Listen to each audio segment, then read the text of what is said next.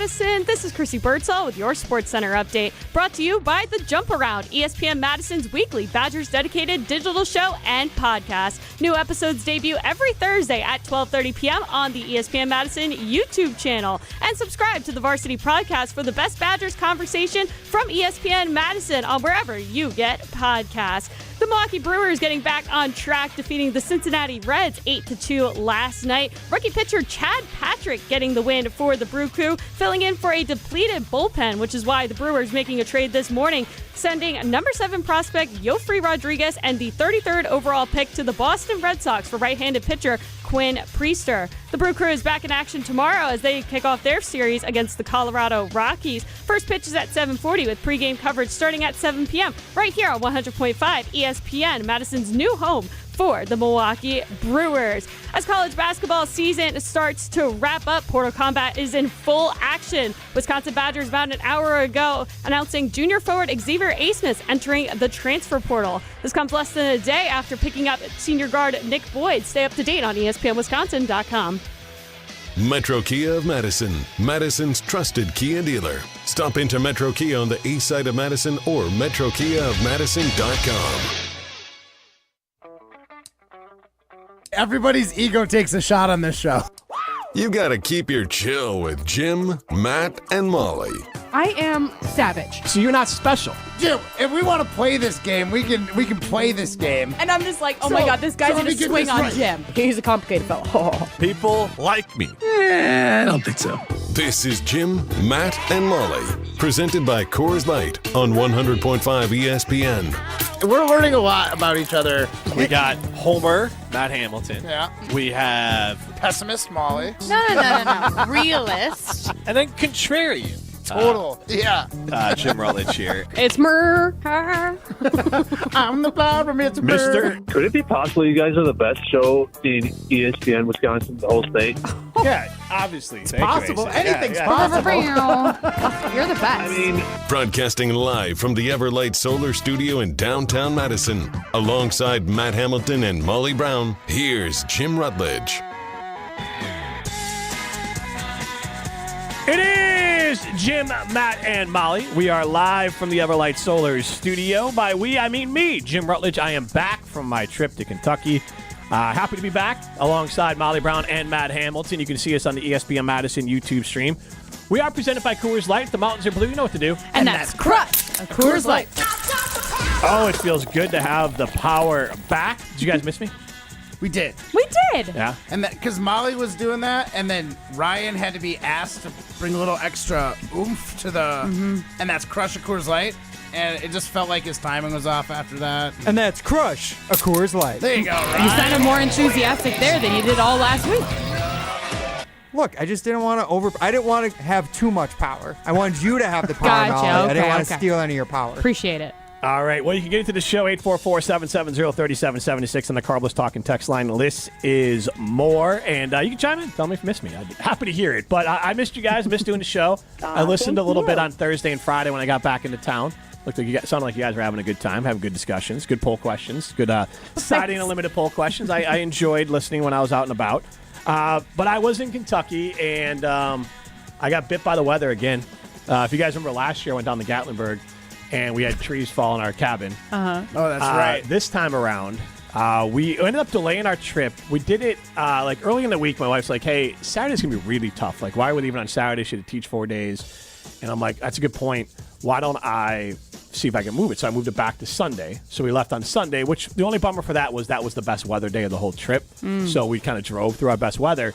But Sunday night we got down there. The girls go to bed. And, we stayed at a hotel. Love the hotel chain.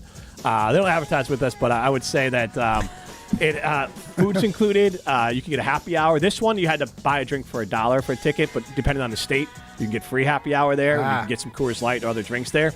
But they also had dinner and stuff like that. We ended up eating most of our dinners at the hotel. That's just nice. From you're out all day, and then I'm like, "Do you guys want to go back out?" And they're like, "No."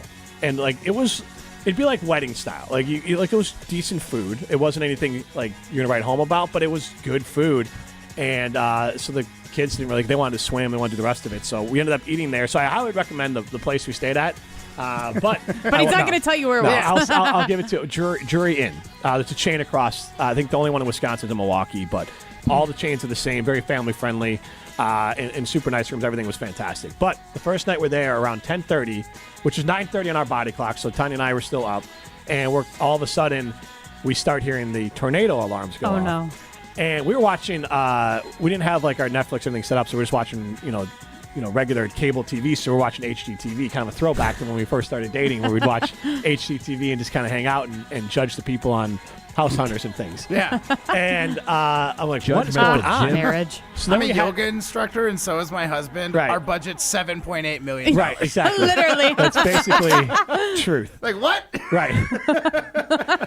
But anyway, so then we're watching it. We kick over to the local news, and then we learn Kentucky geography pretty quickly because we're like, wait, well, because they're showing it, and we're adjacent to Louisville, but technically we're more in Middleton, which was weird. Also, there was a Beaver Dam. There's Beaver Dam, Kentucky. There was I swear a Paola or something. There was another town that also had a Wisconsin name to it, and then Santa Claus, Indiana is nearby. But anyways, we're like, what are these towns? But anyways, we're basically in Middleton, in Kentucky. So we're trying to watch the radar because they're showing all the red and everything. Our phones never went off the first night as far as having tornadoes and stuff, but the siren was going off. Thankfully, the girls were exhausted, so they slept through the sirens. So that went, we walked out of the lobby, what were we supposed to do? We're on the 4th floor. They're it's going to be south of us. So we watched it. It went 10 miles south of us. We went to bed after the sirens went off. We were good to go to bed. So no harm, no foul. We were a little bit amped up, but we were able to go to bed. So then we had a nice, went to the Kentucky Horse Farm. We went to that day. And the next day we went to Mammoth. I'm wearing the hat, the Mammoth National Park. Got an interesting whiskey there that apparently the only place in the world that you can buy it. It is distilled specifically for Mammoth National Park. The only place in the world you can buy it, and it's apparently pretty good whiskey, is at the gift shop at the Mammoth. And it's not even the main gift shop. We happened to stumble into a different gift shop that was near a hotel that they're building there. Yeah, but it wasn't done yet. It was some guy in a trench coat. No. This is Mammoth. No, they were selling coffee. Yeah, they were selling coffee. It wasn't bootleg completely, but they were selling coffee and other stuff. So I was like, okay, I'll buy this. It was $50 for a smaller one, so I was like, I'll give it a try. But I haven't had a chance to try it yet. But anyways, that was a fun time. And then Wednesday we went to Churchill Downs, and then I stopped at the Louisville Slugger Museum. We didn't go through it; nobody had any interest in it. But I was able to get. You're kidding? Yeah, right. Yeah, I was able to get the bat. I was going to say, I know you can get a bat. Yeah, and goodness, when I first got there, I'm like, never mind, I'm not doing the bat because you see the bats $250. I'm like, I'm not playing with this bat. I just wanted a Louisville Slugger. Yeah. Then you go down to get a traditional Louisville Slugger for $70. So did you get a full size one or I got a the little full size one? bat for $70. Oh, okay. It's I don't think you'd want to play, but it was just for display. So I was I just want a Louisville Slugger bat. Why'd you hit me up? What's that? You want it once? You can get them. He would have wanted a mini bat. You can get them online, and it's $8 to ship it. So it's not quite as cool as you thought. You can just do that. Yeah, all right. But it's the experience. But also, I was kind of shot that was the end of the trip. Fair enough. I wasn't thinking everything through. Yeah, especially when your whole traveling party is no, we don't really care about bats. Right, yes. That's the one thing Dad wanted to do. Right, yeah. Well, I joke because Nola bought a stuffed bat at the Mammoth Caves because there was bats in theory in the caves. We didn't see any, but we got to walk through these big giant cavernous caves. Bat. Yeah, so she bought a bat there. and then Dad got his bat as well. And I also got a cool Woodville Reserve whiskey with the Kentucky Derby. For this year, they do a different bottle with it on it too. Cool. So I got all that as well. And but then so it would have been Wednesday night. We saw in the morning. I'm like, oh, this isn't good because there was a bunch of tornadoes and stuff and nasty things going through Missouri and Arkansas, and it was working its way up. So all day we're watching everything, and I would then all of a sudden we get home and I was like, we should probably stay up. The girls went to bed, but I'm like, all right, it's 10:45. This stuff is supposed to be coming through at 11:30. I don't want to go to bed and then get woken up with this. So we stayed out and we had the 2 queen beds in a separate bedroom, which was nice. You closed the door, so we were sitting out. Tanya and I were sitting out again, flipping back and forth between House Hunters because you don't want to just doom scroll doom watch the weather. But then all of a sudden the sirens start going off. And that's what I fell asleep on the couch. Tanya was up, and she's like, "You gotta get up." 2 seconds later, the girls are up this time. So now everything's just a little bit more stressful. Long story short, the tornadoes come through at about 7 miles away. This time, I was truly watching our phones went off and everything too. But I don't know what they do. Not to be a big weather guy, there was no actual tornado that touched down. So I think they've changed the way they do the warning. At least the sirens is that It used to be I had to touch. Now it must be like maybe it's spinning or whatever, but none of them touched down that night. One maybe touched down on Sunday night, but that wasn't that close to us. So that part, it's not. I get the safety part of it, but it does scare the crap out of the kids. And Totally sounds like a Bear game. No touchdown. And it was like 35 minutes. It felt like we were in a war zone because it's just that's scary. Right. Or like in The Purge, you're like it's just getting on your nerves and the whole thing. So finally at 1 o'clock, and of course it's the night before we have to drive back. Right. At 1 o'clock, we finally were able to get to bed. But so again, next year we're not. Remind me if I'm talking about it, I don't want to go to that area because Louisville's about 2 hours straight north of Gatlinburg. So I think I'm just going to avoid that area that time of year. Sounds like it. Yeah, because that just we had some bad luck with that. I mean, there's 2 trips to the vicinity. I think you've covered it. Yes, Time I don't to think we move were to going to go another back part either. of the United States. Yeah, we were considering like Atlanta, but maybe we'll just go further south to like Alabama or something like that next year. But Did you go to Utah. Nashville last year too, or no? Just Gatlinburg? Nashville was for Tanya's 40th. So. Okay. You should go to Utah. Utah? Utah's awesome. That would Okay. be cool. Surprisingly cool. If like you're State into the parks parks and and stuff? stuff. Yeah. Yeah. Or national parks, 5 probably? national parks, like canyons, I- also arches, so many cool ones that it is worth the trip. I was just talking to our friend Keith over at North and South Seafood and Smokehouse this morning. He said that they went out to Vegas, but actually it wasn't like a Vegas, even though it's, his daughter's older and everyone's older, it wasn't like the traditional Vegas trip. It was, they went and saw the Grand Canyon. They saw, Lake Havasu. yeah, they saw a bunch of stuff like out and about away from Vegas. So like, it's, The Hoover Dam. yeah, they saw that too. Yeah. Oh, yeah. So a pretty fun, Also, Vegas is fun for kids. I've never been as an adult. I've only gone as a kid, and Okay. there's a lot to do. okay. So, that's very highly family friendly. recommend. Yeah. Yeah. So there, you can add that. Maybe we'll do that one. And pizza, food wise, we had Burno's Pizza the first night. That was really good. Burno's? Yeah, it's a local place down there. It is weird that it's like a local chain. It's like their version of North and South, but for pizza. There's like some in the Louisville area. I don't think that's all over. It's definitely not up here, but it's thick. What, do you have more to it? No, I just thought it's hilarious that down in Kentucky, instead of having like a barbecue smokehouse as like a fancy chain or Yeah, something true. that's like unique for them, it's like, oh, a pizza chain. Oh, you don't say. It's funny. It was hard to like find like, I would think like fried chicken is what we would try to find or whatever, but Right. like Bojangles was like the only place, which is like a KFC, but a different, like weirdly their own version of KFC Yeah. in Kentucky. Yeah. But so we It's didn't really different flavor Yeah. KFC. So Burno's is really good, thick pizza. But then I will say this: if you go to Wagner's Pharmacy, which is near Churchill Downs, for good food, don't. Like it was one of those. I was really disappointed. It had like a 4.2 rating. A pharmacy? But it's I'm confused. It's For food? it's a diner. So like it's kind of okay. it's a kitschy place. So it's called Wagner's Pharmacy. It basically came to fame a long time ago when they were like the first place to like give credit to the Kentucky Derby riders for like cigarettes and stuff like that, and they sold like horse liniment. And you could buy horse liniment when you were there. They still sold it. And that was kind of their hook. And you can apparently it's okay for people but I'm not into it's okay for horses and people medicine. Like that's just not my thing. So I A little did. too close to home. Yeah, I didn't get that. But I was like, okay, it's historic. It's been here forever. And I thought like you go to a diner, you're like, it's gonna have good diner food. You would And think. no.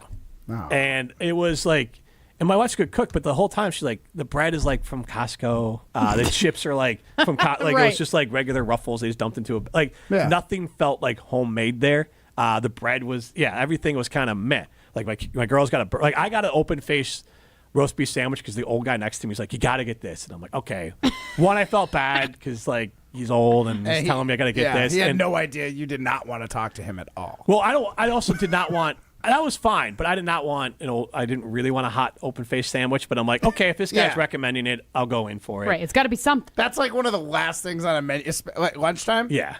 I'm not getting an open face anything. And also, I don't even know what open face means. Open face? Yeah, it sounds like Googling Nicolas it. Cage and Am I going to get John flagged on my Travolta. work computer No, for Googling it's- this? Face off. Open face just means you don't put the piece of bread on top. so it's just half a sandwich. Yeah. Why would Well, I you think want there's two that? pieces of bread underneath. What just make it a normal sandwich? I don't know why they do it. Sopping up the juices. Yeah. to take his That's like how I make like avocado toast with an egg on top in the morning. Open I didn't know faced. it's called open faced. Anyways. Now you know. It was similar to this sandwich that's popular down there called a Kentucky Hot Brown, which is turkey covered with basically all that stuff. Look. Appetizing. I'm Googling it right now as we speak. You're really selling Kentucky. Wait, you're Googling Kentucky Hot Brown right now on your work computer? It actually looks pretty good. I'm not going to lie. So, I again, don't know what it is. Hollandaise? not my sandwich. I don't know. Gravy? Not my cup of tea. I'm not a big gravy guy. But anyways, I felt guilted. The guy was next to me. He's like, "You got to do it." I'm like, "Okay, fine." But then like my wife got a club sandwich, and you think like at a diner, you're like, "It'll be good." Yeah. No, it was No, it was fine. You got your classic deli meat, white bread, toothpicks It with was- a little color yeah. frill on the end, and bam, you got Yeah, but yourself a sometimes club that can be sandwich. really good though. Like that's a Like, that's if you're a at a classic deli, you're sandwich. Yeah, expecting but some you of the want stuff- something a I mean, little like bit a nicer diner. than the stuff that you're probably going to make at home. Right, but that was the problem. Like normally you go to a lot of these smaller diners, like there's places up north we go to and like old family restaurants and their diners, and like the food is fantastic. Totally. Food is crap. The girls got a burger that they split. Like none of it, I didn't have any buyer's remorse on my sandwich because I was like, this isn't that good.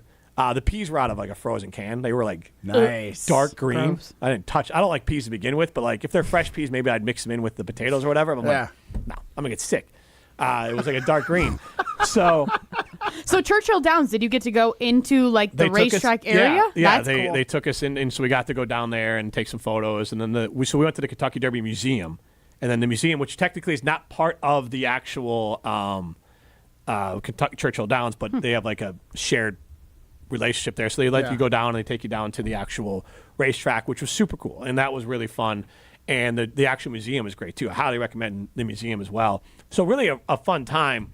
And even if you're not like a big horse fan, they had like horse racing game. You could get on a horse and like you'd race, and like you could push buttons to like make your horse go cool. faster and time it out. So that consumed a lot of Nola's time, and that was good. She didn't want to leave that. She was I believe yeah, that. it was fun. I mean, I played it. Tanya did it. Like it was fun. Like you get on it and you get racing. But the one thing I didn't realize, like I knew Secretariat and I'd seen the movie, was like the movie's no exaggeration. Secretariat kicked everyone's ass. Like it was wild. Like you knew, but like the horse owns a record for the Kentucky Derby, the Belmont, and the Preakness, like the fastest in all of them. And its heart was 22 pounds. A normal horse's heart is 7 pounds. Holy cow. Right? Wow. Okay. So no one. I mean, it was like a freak horse that was able to like dominate. But then the race, like we're watching it. We watched the Kentucky Derby one, and I'm like, wait, I thought it went like it truly is like in the movie where I swear for 40% of the race you don't even see the horse on the screen, and all of a sudden it just comes whipping up and then running past everyone. So that was cool as well to see all that. So right. overall, I'd recommend Kentucky. That is cool. Just not the Just not the- open-faced roast beef sandwich. Or any of the food. Yeah. Or the weather. Or the weather. Don't go. No, the weather. Well, The yeah, horse is great. the weather wasn't Everything great. else, not great. But no, the Other than that, Mrs. Lincoln, how was the play? the Kentucky Horse Park was great. Churchill Downs was great. From what I got to see from the Louisville Slugger Museum, that looked pretty cool. As we drove by, it looked Yeah, awesome. yeah. The parking lot was fantastic. We got a nice picture of me and the girls in front of the giant bat that's in front of the Yep. Louisville Okay. Slugger That's Museum. cool. So all that was a good time. So thanks for holding down the fort. Thanks for listening to that story. We're going to come back, talk. Badger basketball made some moves when I was gone. So we're going to talk about Badger basketball coming up next. But also shout out to Carbon World Health, Nestor Rodriguez over there.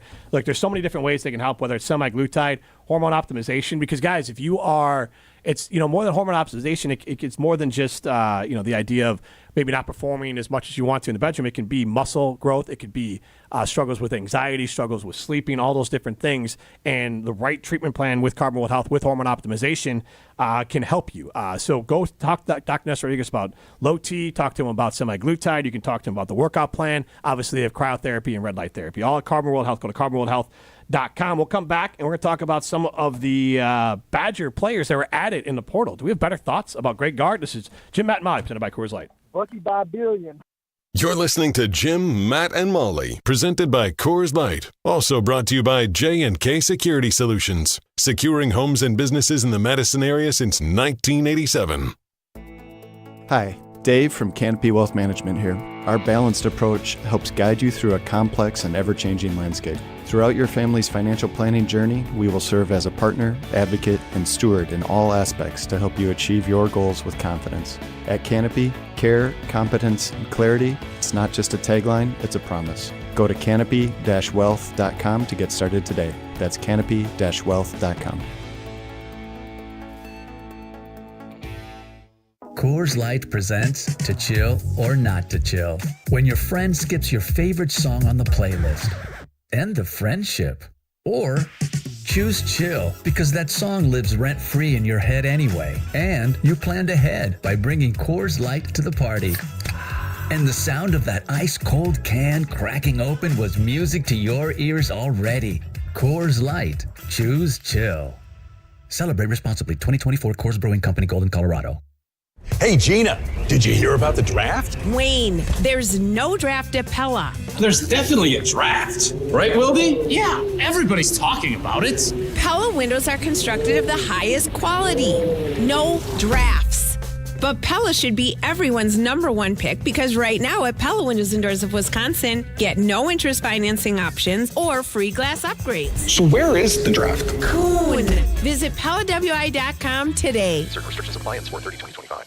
When it comes to your body, you want to trust a doctor, and you want to trust the experts. That's why the only place that you should consider going for GLP-1s and semaglutide is Carbon World Health in Madison. Because they're run by Dr. Nestor Rodriguez, they have a workout facility and trainers to help you reach your goals, and they can help with dietary suggestions. The experts for semaglutide and GLP-1s are Carbon World Health. Learn more at carbonworldhealth.com.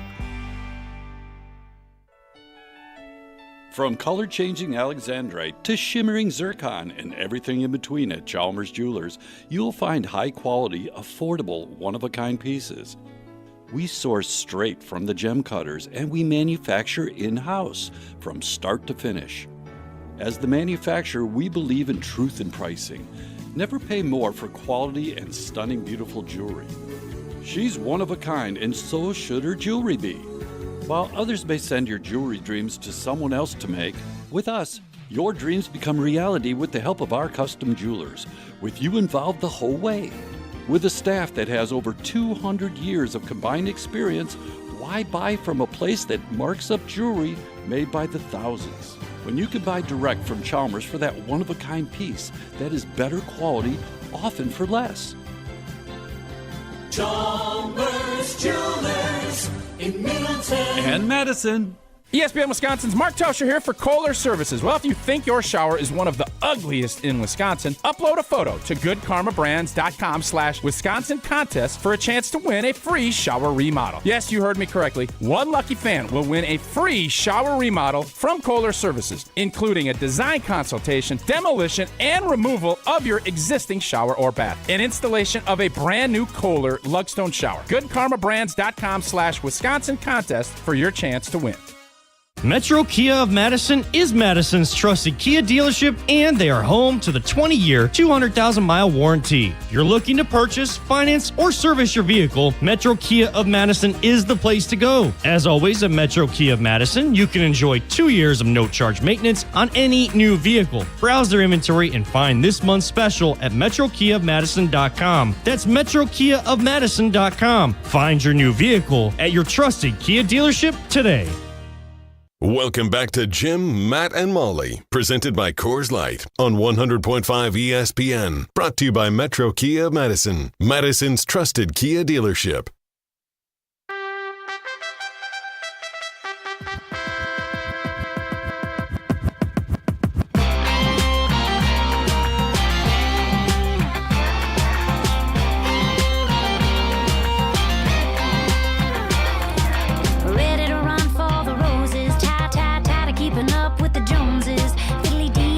Jim, Matt, and Molly continues live from the Everlight Solar Studio. I'm Jim Rutledge alongside Matt Hamilton and Molly Brown.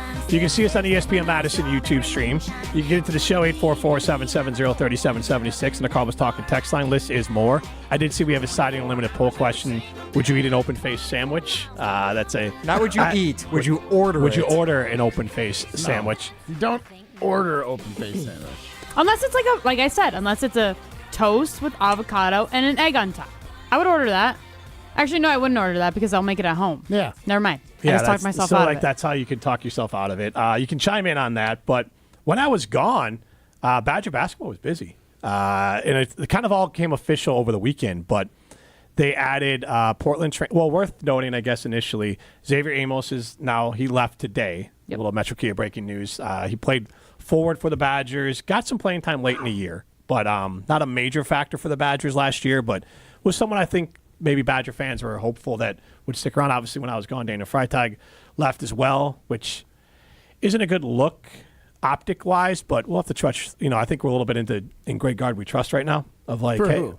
Bad luck for guard or bad luck for the Badgers, just in general. Okay. Like, you have a top-notch recruit and he doesn't stay. Who knows what'll happen? It's unfortunate. See that article? I think it was the kid was saying that he talked to guard and wasn't going to get the minutes that he was hoping for. Yeah, but couldn't that be a poor reflection of him rather than guard? Just like It's just a he bad doesn't look fit across the the system. board. Yeah. Well, then guard But should then have it's recruited like, him. Exactly. Yeah, that's fair. Again, I mean, but he is in state, right? So it might be one of those just like we're just locking down the borders. He's one of the best one of the best recruits in state that year. It's just a He was from Minnesota. Oh, you're right, Minnesota. You're right. But it's still a big time kid to recruit. One of the bigger star players they got. Yeah.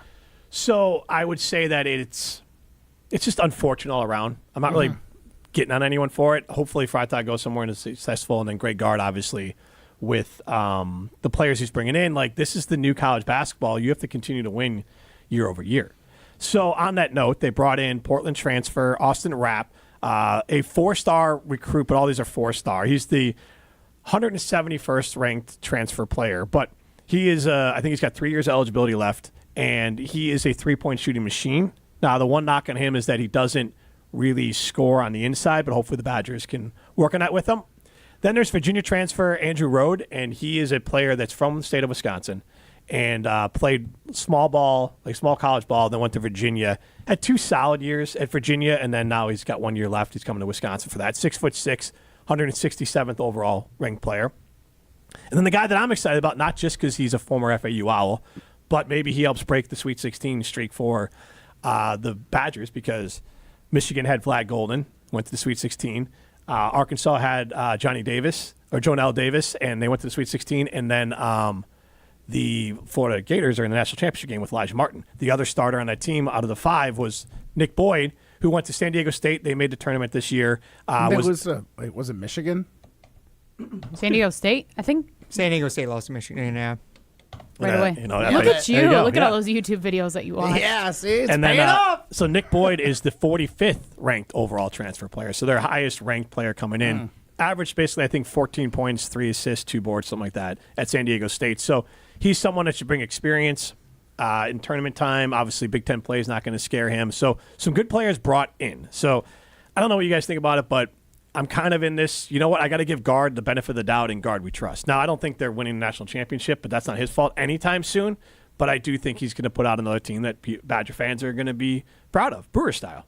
I mean, to me, he's playing in the landscape that he's given, right? Like, he's making the moves in the transfer portal. If he wasn't making moves, if UW wasn't getting athletes in the way that they are, I mean, granted, they may only be here for a year, 2 years, whatever it may be, that it might be very short-lived, but at least he's playing the game, right? Like, that is what people were commending Luke Fickell on when he first got here. It was like, oh, wow, he's playing the game of the transfer portal. He's bringing in this guy, this guy, this guy, this guy. Like, seemed like there was just constantly people coming in. So, I mean, he's doing what he should, right? This is what you can ask in today's day and age with college athletics.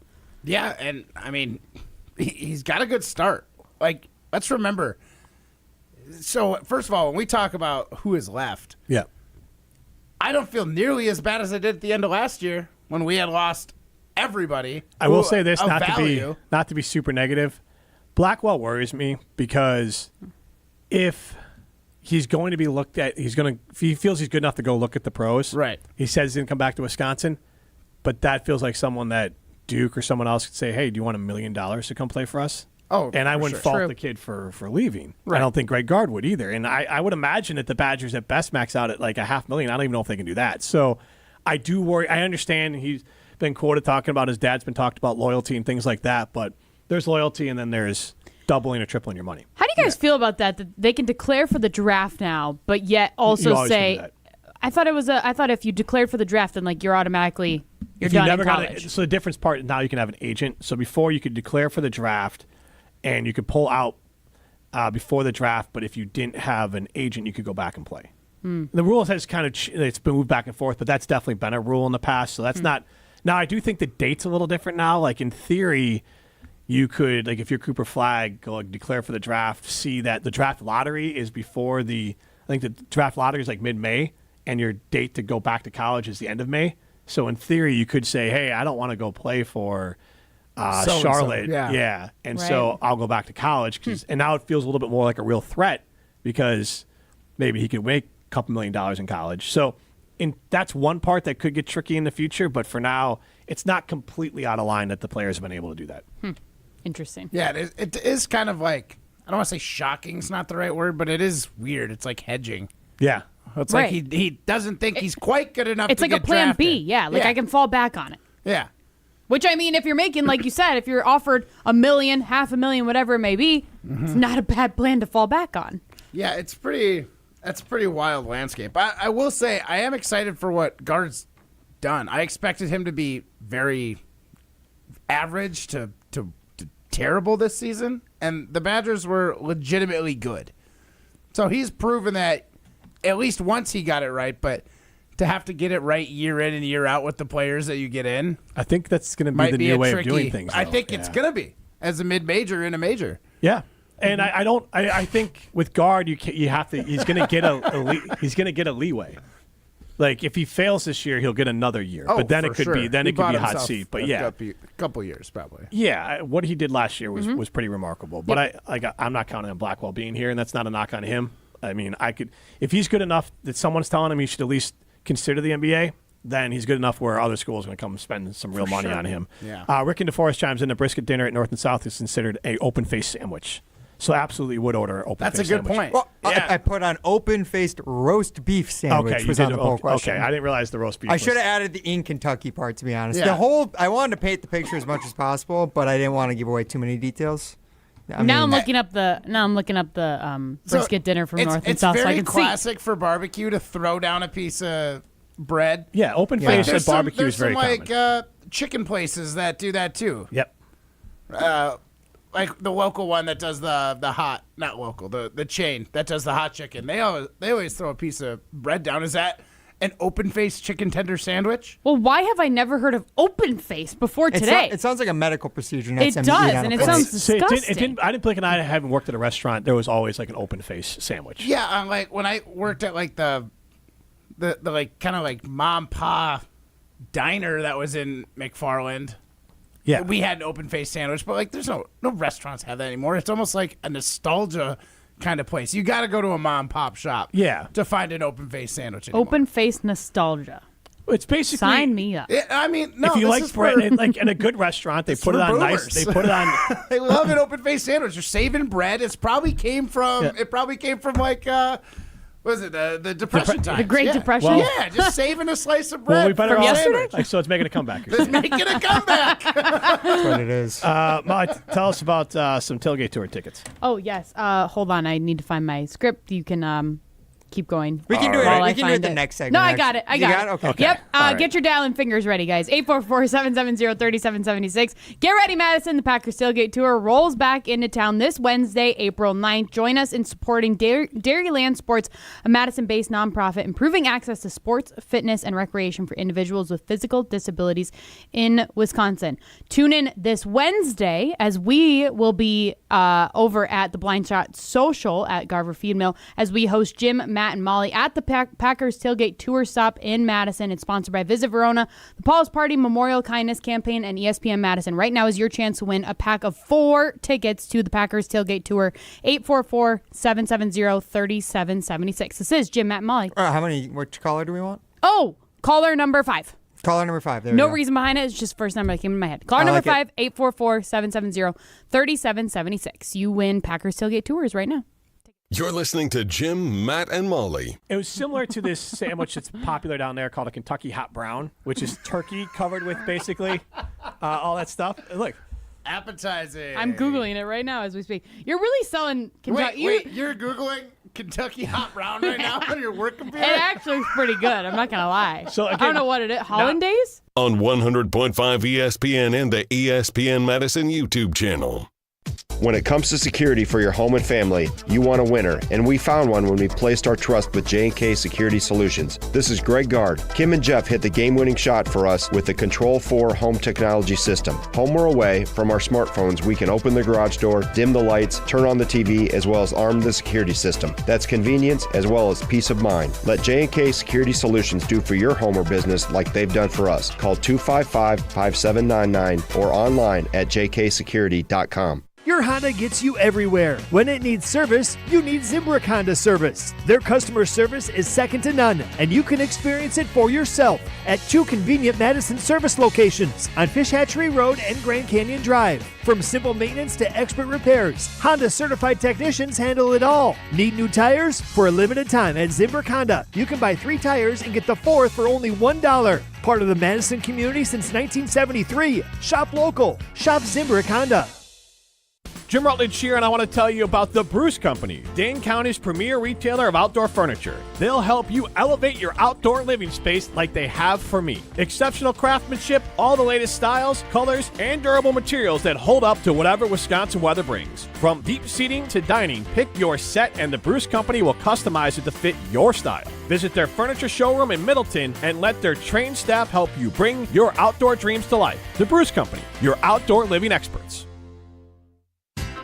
There's no safer place to feel dumb than Mr. Irrelevant with Alex Strofe. We are adults on this program. Yeah. I don't know what it's going to take for people to realize that. Don't listen to the end of Monday's program. Don't do that. Don't listen to the end of most of our programs. If you don't listen to the show, you can go ahead and say we are the most mature show on ESPN Wisconsin. Mr. Irrelevant, live every Monday, Wednesday, and Friday at 12:30 on the ESPN Madison YouTube channel. When it comes to security for your home and family, you want a winner, and we found one when we placed our trust with J&K Security Solutions. This is Greg Gard. Kim and Jeff hit the game-winning shot for us with the Control 4 home technology system. Home or away, from our smartphones, we can open the garage door, dim the lights, turn on the TV, as well as arm the security system. That's convenience as well as peace of mind. Let J&K Security Solutions do for your home or business like they've done for us. Call 255-5799 or online at jksecurity.com. In the next 30 seconds, I'm going to tell you how to save money and save the planet. It's simple. Ditch your energy bill and make the switch over to Everlight Solar. While electricity prices keep rising, Everlight Solar will give you the chance to take ownership of your power while also reducing your carbon footprint.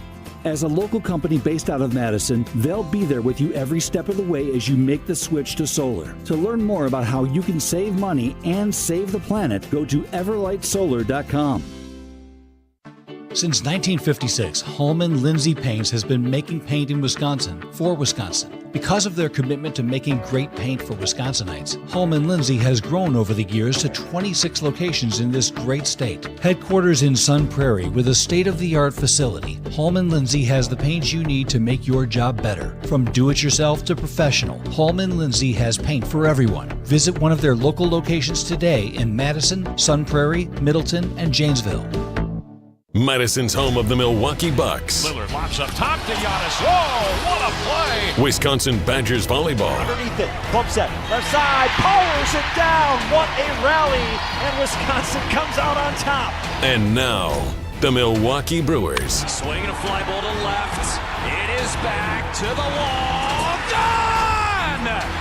Churio, a grand slam. This is Madison's new home of the Milwaukee Brewers, 100.5 ESPN. Green Bay Hall of Famer Mark Tauscher on Jim, Matt, and Molly is brought to you by Chalmers Jewelers. Chalmers Jewelers, with locations in Middleton and downtown Madison.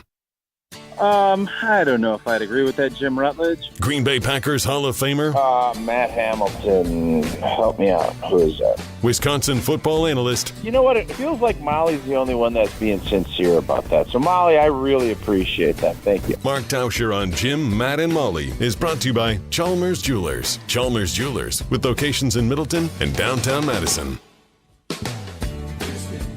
We are thrilled to be joined by Packer Hall of Famer Mark Tauscher on Jim, Matt, and Molly, presented by Coors Light.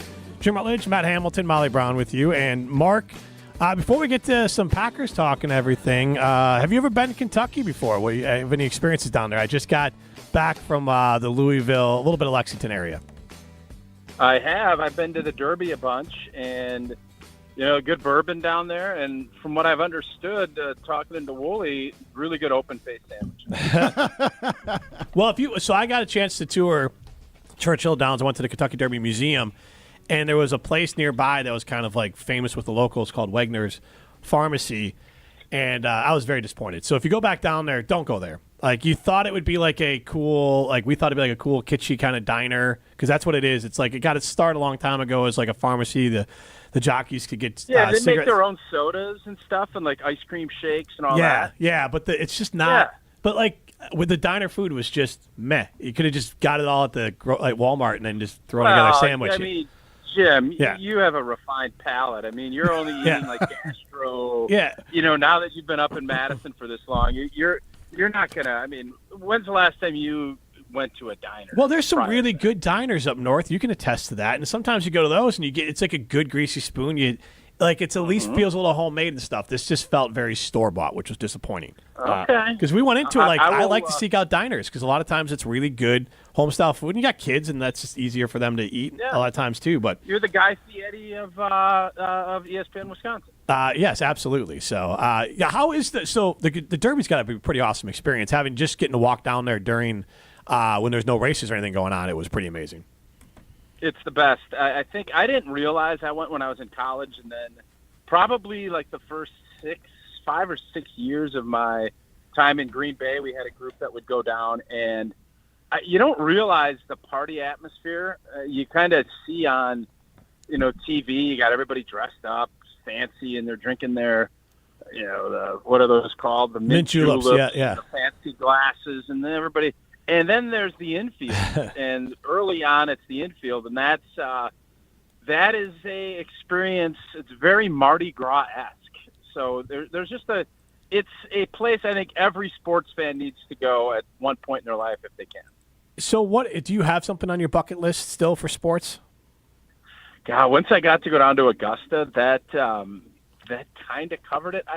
Maybe, but now I'm kind of just making stuff up, like an F1 race. But if I'm being real honest, I don't think I really want to go to that anyways. So I've been pretty fortunate. I don't know if there's, you know what, I guess a monster big-time heavyweight fight. That would be like, there could be another Mike Tyson type where there's that much buzz. That would be the one thing. I've been to a UFC fight, but I've never been to a big boy boxing match. That would probably be the thing that I'd like to check out. Tausch, I want to switch gears to the Green Bay Packers. I'm curious, with the draft being only 17 days away, what do you feel is their greatest need in this upcoming draft?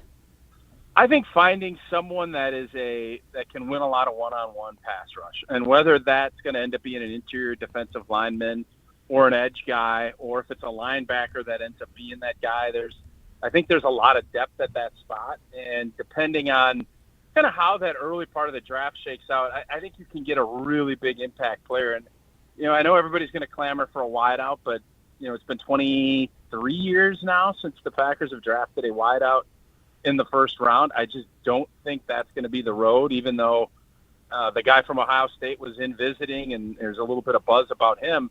What I don't want Green Bay to do is to reach for somebody. I just get a really good football player. But if you're asking me which position I would really like, I think it would be a defensive tackle or an edge guy that is a dominant pass rusher, because I think that's probably at the top of the needs list right now for these guys.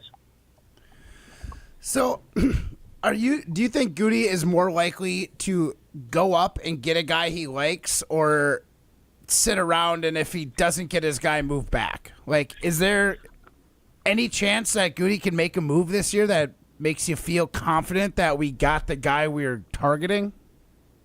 I think there is. And, one of the things you look at, and you hear Goody talk about always wanting to get a bunch of picks, and there's no doubt he wants to add picks. But I just think, Ted Thompson back in 2009, Ted had the same mentality, and he traded picks to go get his guy with Clay Matthews. And I hope that if there is somebody that they love and that, is maybe at 18 or 19, they feel like he ain't going to be there when 23 comes, go ahead and move and make a play. And the fact that you have so many young guys on this roster and you're looking for that impact player, maybe this would be the time, because you don't need to stack another 9 or 10 draft picks on next year's roster. You're starting to get to that point where you want to have young players, but you really are looking for that home run. So if you're asking me what I think he'll do, I think the odds would tell you he'd trade back and collect more picks. But I think if there is somebody that that he views as a great value that he can go get that can make that big impact play, I could see him doing that too. Talking with Mark Tauscher here on Jim, Matt, and Molly, presented by Coors Light. We haven't talked much about the Badgers. There's not a ton of players that could get drafted.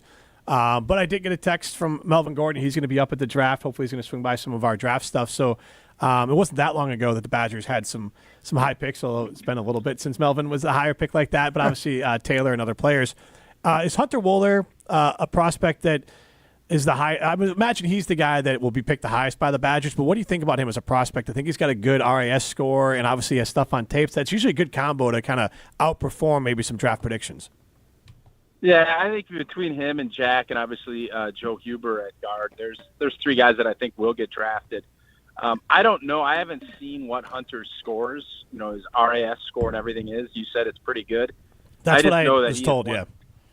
Yeah, he is one tough SOB. He is a really good football player, and you can talk to any of the coaches over at Wisconsin, whether it's Luke Fickell or the old Jimmy Leonard, Paul Chris staff, and everybody raves about the way he prepares, how he goes about his business. He is going to be one of those guys that maybe doesn't get picked as high as he should because, maybe he just doesn't have the athletic numbers that, get drafted in the first or second round. But he's going to be one of those guys that does everything in his power to be a great football player. He loves the game. That is abundantly clear. And somebody's going to get a really good player when they pick Hunter Wohler. Tausch, we talked a little bit about Badger basketball earlier in our show today. And before the show started, we were kind of simmering on the idea of what coach in Wisconsin sports is on the shortest leash. If you were to give an answer, who would it be? Ooh. What a good question. Man, is Doc Rivers on a short leash? If they get knocked out in the first round again and there's going to be a bunch of changes as far as what's going on, I would think I'm going to have to answer Doc just because I think the Brewers obviously are set. Matt LaFleur, I don't think is going anywhere. He's, even if this year goes south, unless it's in a big bad way, he's not going anywhere. And I think the Bucks are in an interesting point where if they don't make a run this postseason, you could start talking about some wholesale changes on a lot of fronts there. So, answer, I think I got to go Doc on that.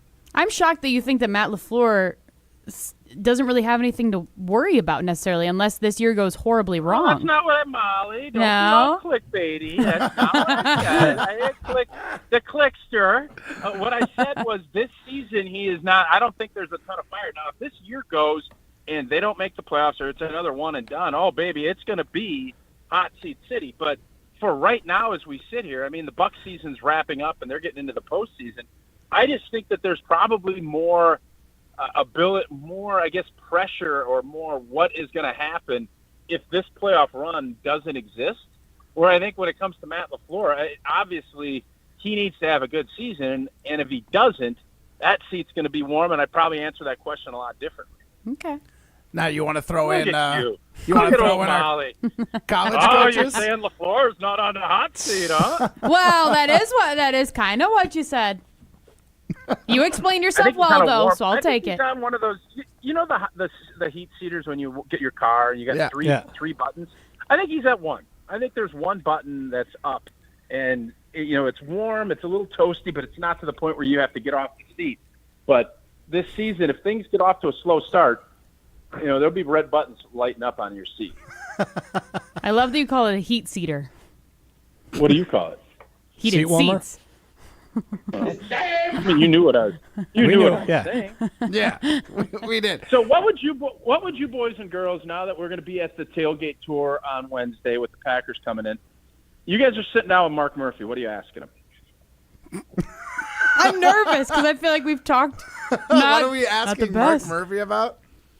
Oh man, I'm curious. I mean, I would want to know what's the deal with Ed Policy. I know nothing about Ed Policy. What do you want to know about him?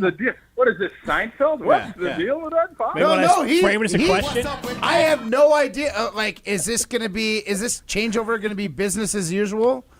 Does policy want to bring in? Is he going to want to bring in his own GM? Well, if you want to ask the question, like, what's going on? Ask a question to Mark if he's going to answer. I would be more of like, hey, we don't know much about Ed Policy. Yeah. Tell us a little bit about him.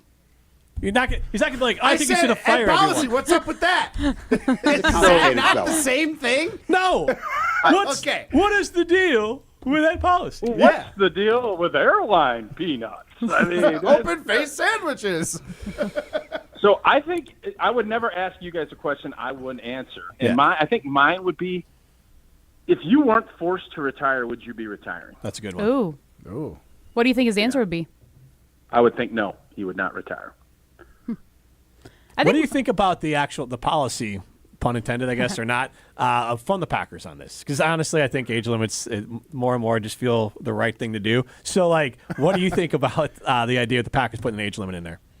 Yeah, I don't have a problem with it. I think now whether or not it's at this age, I think you can end up getting into some positions where you have guys staying too long. This gives you that finite, like, all right, this is the timeline that I have to make the difference that I want to make, and then get some young, new ideas in, especially when you can do this and plan it the way that the Green Bay Packers have, and given 3 or 4 years of runway to really kind of have someone learn all the ropes as far as what it takes to be the president of the Green Bay Packers. I like this, and I know, if it was, whether it's Bob Harlan or whatnot, it's, I think, a good point where you bring in somebody new, get some new ideas, and, hopefully learn from all the positives and yet bring maybe some new ideas that maybe will change some things up.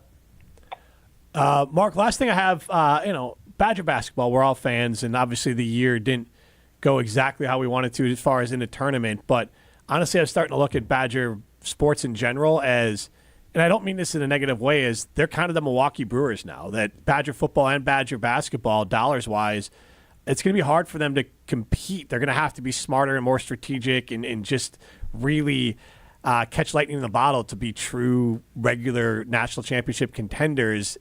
And I'm saying it as like, let's give Greg Gard and Luke Fickell a break, and maybe we need to. I'm not trying to like make it easier on them, but adjust expectations, because with the way that money is flowing into some of these bigger schools, like I think making the college football playoffs would be the biggest thing in the world for Badger football. And same thing with Badger basketball. Look, make a Sweet 16 and it's an A+ season. What do you think? What are your thoughts on just the struggles of Wisconsin and football and basketball might have with budgets, that they could just be the Brewers where, hey, let's just make the playoffs each year? Yeah, I mean, obviously that's the starting point, is to make the playoffs, make the tournament, make college football playoffs. But I don't think that's the mentality over there. And I don't think – I mean, I look at this Badger basketball team this year, and I think they caught a horrible break having to play a road game as a 3 seed against the 6. And that's not to make excuses. It's just the reality of the situation. And then if they make the Sweet 16, who knows? This team, Gard deserves a ton of credit. He was able to revamp that team. I think that team was good enough, definitely good enough to be a Sweet 16 team. And once you get there, crazy things can happen. So I would probably push back, especially on the basketball side of it. Football obviously is going to be a huge challenge when you're looking at what some of these other programs can put in to their players. I don't know what Ohio State's paying their guys. I know it's substantially higher than Wisconsin. So I think you could maybe make that argument. But from the basketball standpoint, no, I think Wisconsin was primed this season to really make a deep run and have an opportunity to win a championship. And I don't think it would have, just like I think the Brewers can do it, they have to have everything fall into place. I'm not necessarily – now, will we ever get another transfer like John Tonje that can be an All-American? That's the tricky part of it. And when you don't have that, then maybe you could revert back. But this season, I think this team had a chance to do it and unfortunately caught a bad break, was unable to overcome it, and their season ends. It does speak to the importance of the regular season, though. Beat Penn State, and you're probably playing in Milwaukee. Yeah. I mean, Penn State, home, senior day. Yeah, it's tough to argue that, but it's still I don't know. And again, man, it's a tough job that the NCAA has. I'm not going to sit here and pout and be a baby about it. It's just the reality of the situation. If they play BYU in Milwaukee, I don't think that game ends the way it does. Oh, I agree. And I'm excited about the players they have coming in. I mean, Nick Boyd, the guard they have coming in, played at FAU, so I saw him play a ton watch as many games as I could. So I think he'll be a good player. And the other guys they added, like now it's definitely for this year, this offseason, it's guard we trust. I'm going to assume these players will come in and play right away and play well.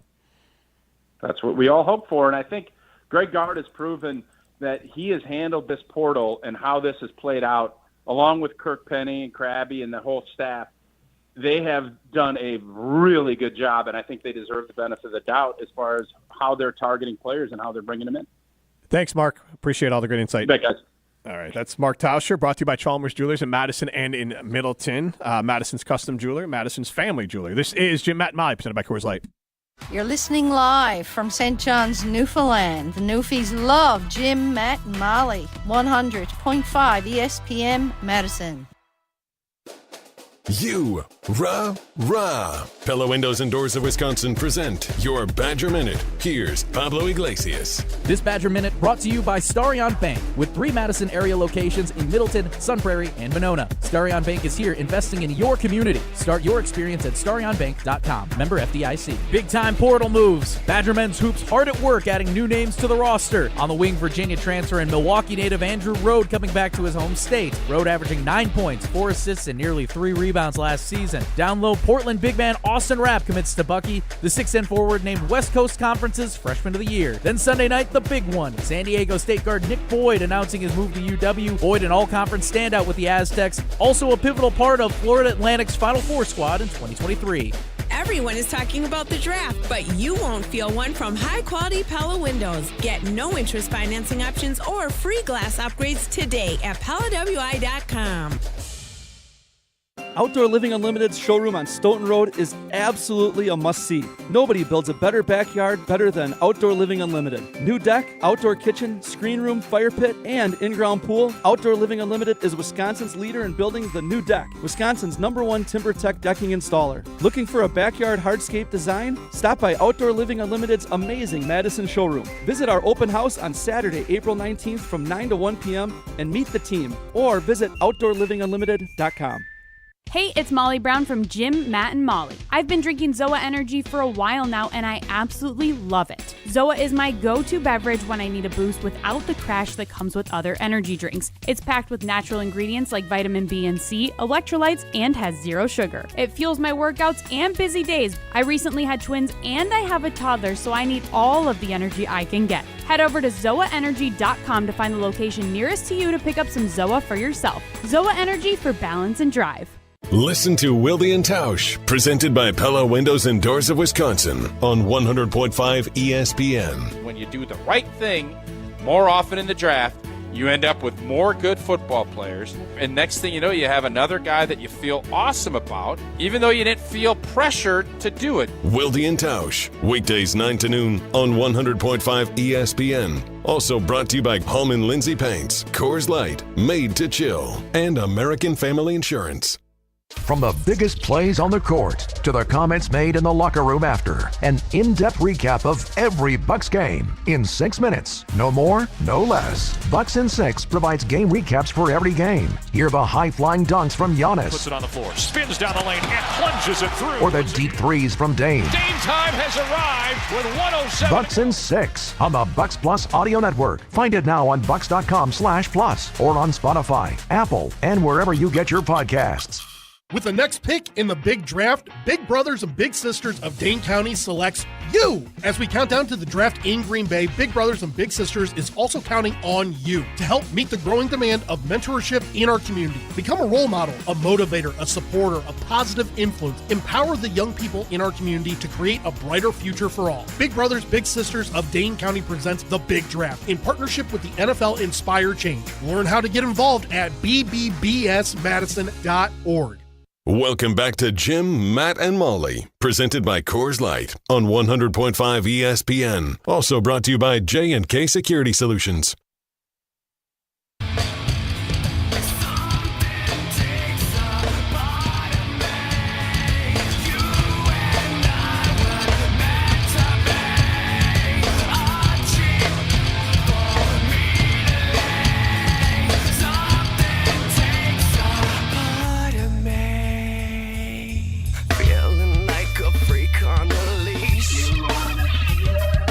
Feeling like I have no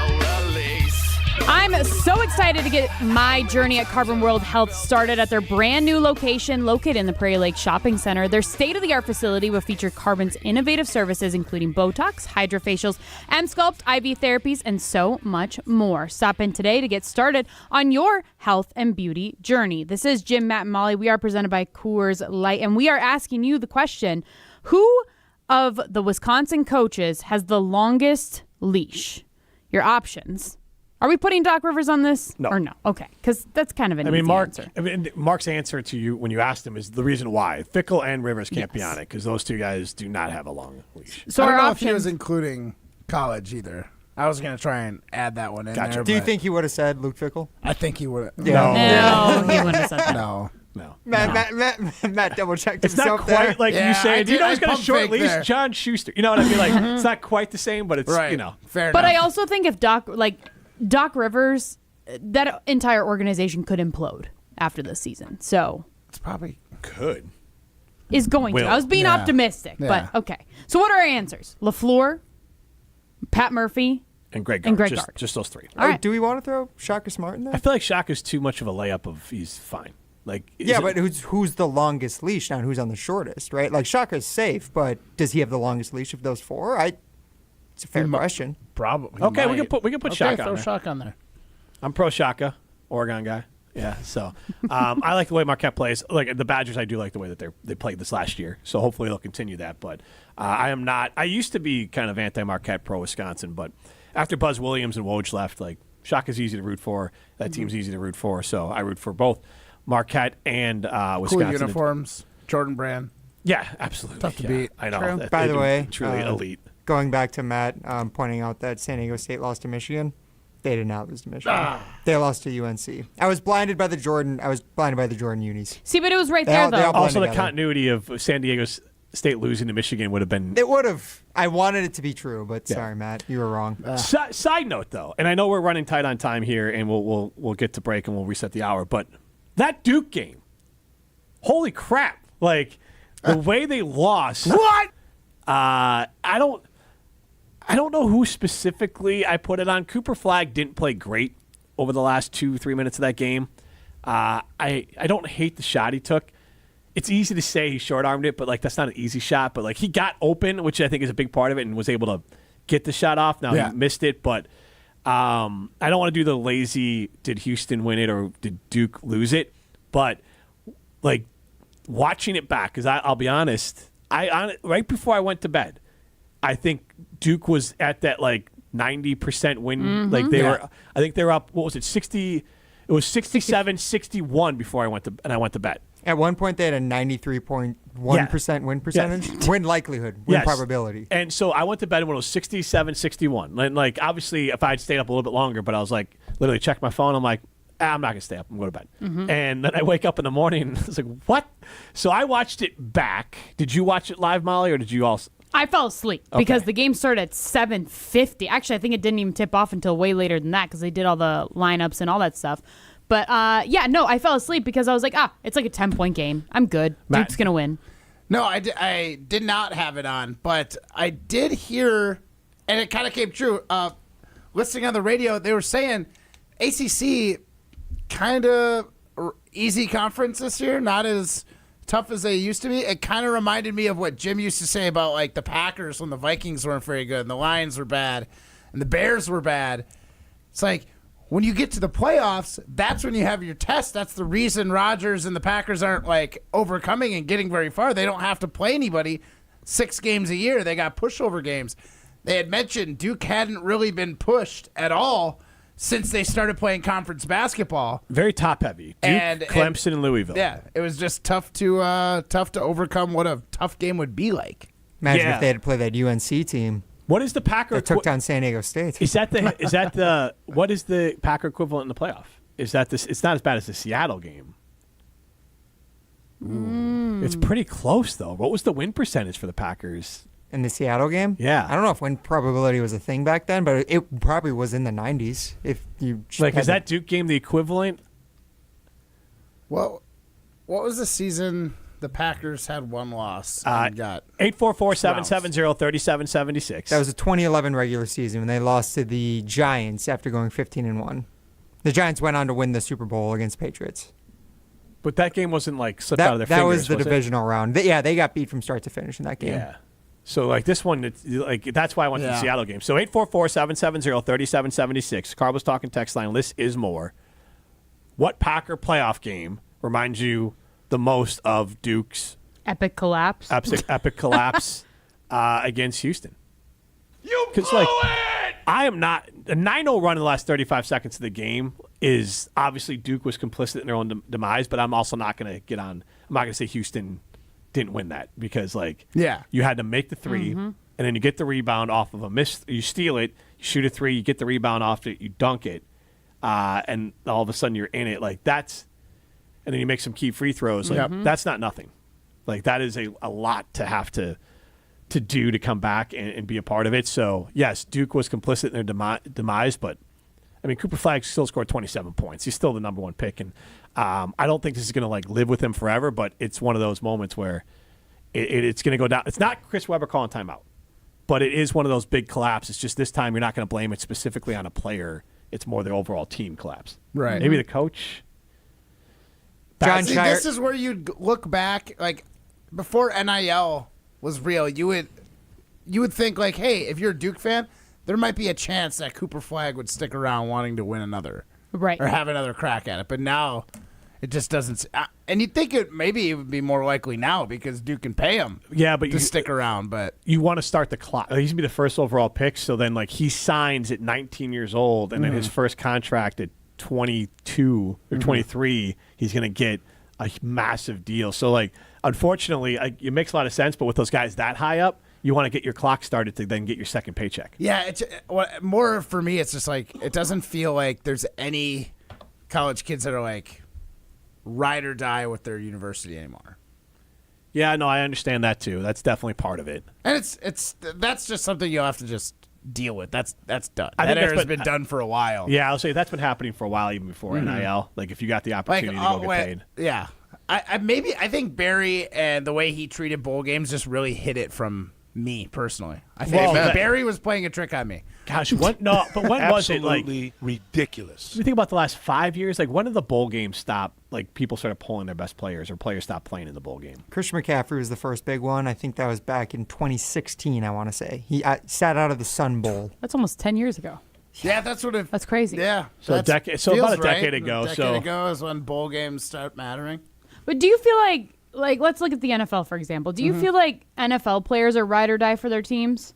Let's hit that on the other side, because that's a deeper question we don't want to hit here just in this tight little window here, because I do like that question, but we are way past the hour. This is Jim, Matt, and Molly, presented by Coors Light. Since J&K Security Solutions opened in 1987, our attention to detail and customer service have been our strongest assets. I'm President Jeffrey Beckman. We'll always do our best to find the most efficient and cost-effective solution to every job we tackle.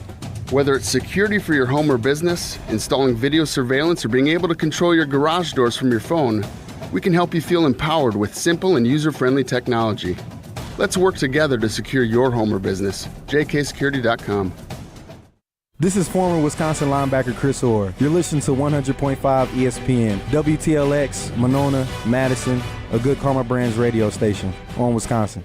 Broadcasting live from the Everlight Solar Studio, this is your Metro Kia of Madison Sports Center. Good afternoon, Madison. I'm Ryan Wollersheim, and this is your Sports Center update brought to you by Ridgetop Exteriors, Wisconsin's premier roofing, siding, window, and door contractor since 2002. Visit them at ridgetopexteriors.com. The Milwaukee Brewers putting up their best performance of the season perhaps yesterday as they won 8-2 against the Reds at AmFam Field to take 3 out of 4 against the division rivals. And after the Brewers' historically bad 0-4 start, they've now lost just one of their last 6 games.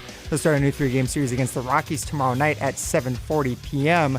Begins a 6-game road trip for the Brew Crew, on which they'll be very much in need of some starting pitching, as after Nestor Cortez was placed on the 15-day IL yesterday, Badgers now have just one of their planned starters coming into the season healthy. That would be Freddie Peralta.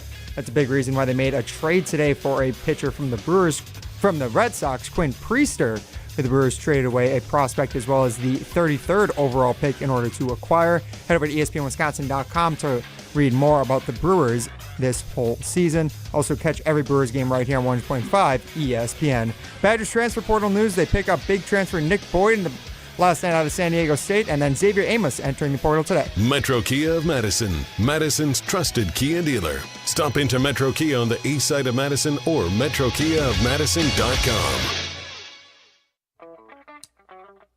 Everybody's ego takes a shot on this show. You gotta keep your chill with Jim, Matt, and Molly. I am savage. So you're not special. Jim, if we want to play this game, we can play this game. And I'm just like, oh my God, this guy's going to swing on Jim. He's a complicated fellow. Oh. People like me. I don't think so. This is Jim, Matt, and Molly. Presented by Coors Light on 100.5 ESPN. We're learning a lot about each other. It's Murr. I'm the flower, it's Mr. What is that called? He made chicken soup out of chicken poop? No? Holy moly. They're taking chicken salad. Nope. You know what? They're doing the thing. The thing where you take the thing and you turn it into the thing. That's what they're doing. And making chicken salad. Thank you. That's exactly right, Joshy. They're taking the bleep and they're making the salad. What is it? Chicken salad out of chicken. Yeah. Chicken soup out of chicken poop sounds better. Broadcasting live from the Everlight Solar Studio in downtown Madison. Alongside Matt Hamilton and Molly Brown, here's Jim Rutledge. Hour number 2 of Jim, Matt, and Molly. We are presented by Coors Light. If the mountains are blue, you know what to do. And that's crush a Coors Light. I do have the power. I'm Jim Rutledge. You can see me on the ESPN Madison YouTube stream. I'm in my Coors Light quarter zip. Had to wear this today because hopefully this is maybe the coldest day of the year we got going at 39 today. A little bit chilly. And it's a nice Eddie Bauer little zip up there from our friends at Coors Light. And I got my Mammoth Cave hat on as well from my trip down to Kentucky. Matt Hamilton, what are you rocking today on the YouTube? USA shirt? Little Team USA shirt. Love it. All righty. And then... we can go to mine. Does it look like I'm wearing shoulder pads? It does. It does. How do you feel about it? You can be honest. It's okay. I don't think your style's that great every day. How do you feel about it? Yeah, how do you feel about it? It makes me feel a little bit asking? self-conscious. Well, I figured since you brought it up. Yeah. I did not think shoulder pads until you said it. Yeah, I mean, I've gotten compliments on it, though, so it's kind of funny. Like, I feel like some of the things that I feel most insecure in, people comment, like, on in a positive way. But to me, I'm like, I'm in the 80s. It's also kind of a vibe. A little bit of I don't hate it, honestly. The more I look at it, the more it's growing on me. What's the movie Working Girl with Melanie Griffin where she's like she goes into the workspace and wears the the power suits and things like that, but it's got the puffy sleeves. It's a little bit of like Seinfeld. I don't want to be a pirate. Yeah. The whole sleeve isn't puffy, but at the top it's puffy. Yep. So I would say more puffy than like it's got like a shoulder pleat. pads. But I do remember that my mom Break it down. My mom worked at a bank before she was a teacher, and probably wore some suit coats when she taught but she had the shoulder pads in there as well. So I'm just not gonna knock a knit sweater. No, it's honestly, it's a knit sweater. It's pretty sharp. And it's like summer colors, so it's like I'm Spring, hopeful, but also it was snowing today. Yeah, my wife would say that's Easter clothes because I had some shirts that I brought out from the being packed away. And she's like, "Oh, you got your Easter clothes out." I'm like, "Well, it's actually just kind of summer and spring shirts that I just kind of pulled out of storage." But I guess they do like their brighter colors, so the Easter clothes with it. But it's a definite mom look, which you're living that way. I don't know if that's good or not. No, it's a mom look. I'm gonna tell you this. Someday no woman wants to have the mom look. Like it's not. Don't wear Except for fluffy shoulders. Except for college girls that want to wear mom jeans. You know what I mean? Yeah. Okay. Sorry, Molly. Speaking of Chrissy Birdsall in the Everlight Solar Studio, is mom jeans a thing for college kids? I love the mom jeans. Are you kidding? Yeah, that's definitely a thing right now. The dad jeans are what's new. That's the big thing. What are dad jeans? Oh boy, we got to Google this. I think they're like mom jeans, but more baggy. Is the best way to describe it? So high-waisted, baggy jeans? No, not high-waisted, mid-waist. Mid-waist. Oh, I can't do a mid-waist. Got to wear the high-rise. As high as they can go, hiking them up. There is a great SNL commercial. Mom skin, you know? But there's a great SNL commercial about mom jeans. Okay. I probably can find it for you in the commercial break. I don't know if it translates audio-wise, but maybe, Ryan, we can listen during the break. It's definitely a funny video there. But you lit liquor. You can get into the show 844-770-3776. That's the Carbs Talking text line. This is more. We have a siding limited poll question, and it's a fun one. And really, we came to it because Greg Gard, I think, in Gard we trust right now, he's earned that. And when I say the Badgers going forward, like my expectations for them is Sweet 16 every year, I mean that in a positive way of like, hey, I think the deck is stacked against them for Badger basketball and for football. that I don't think it's fair to roll out the old expectations anymore that the Badgers had under Bo Ryan, which was always make the Sweet 16. I think Bo Ryan only lost once in the first round or first day, or he only won one game in a tournament one time. Otherwise, he at least got to the Sweet 16.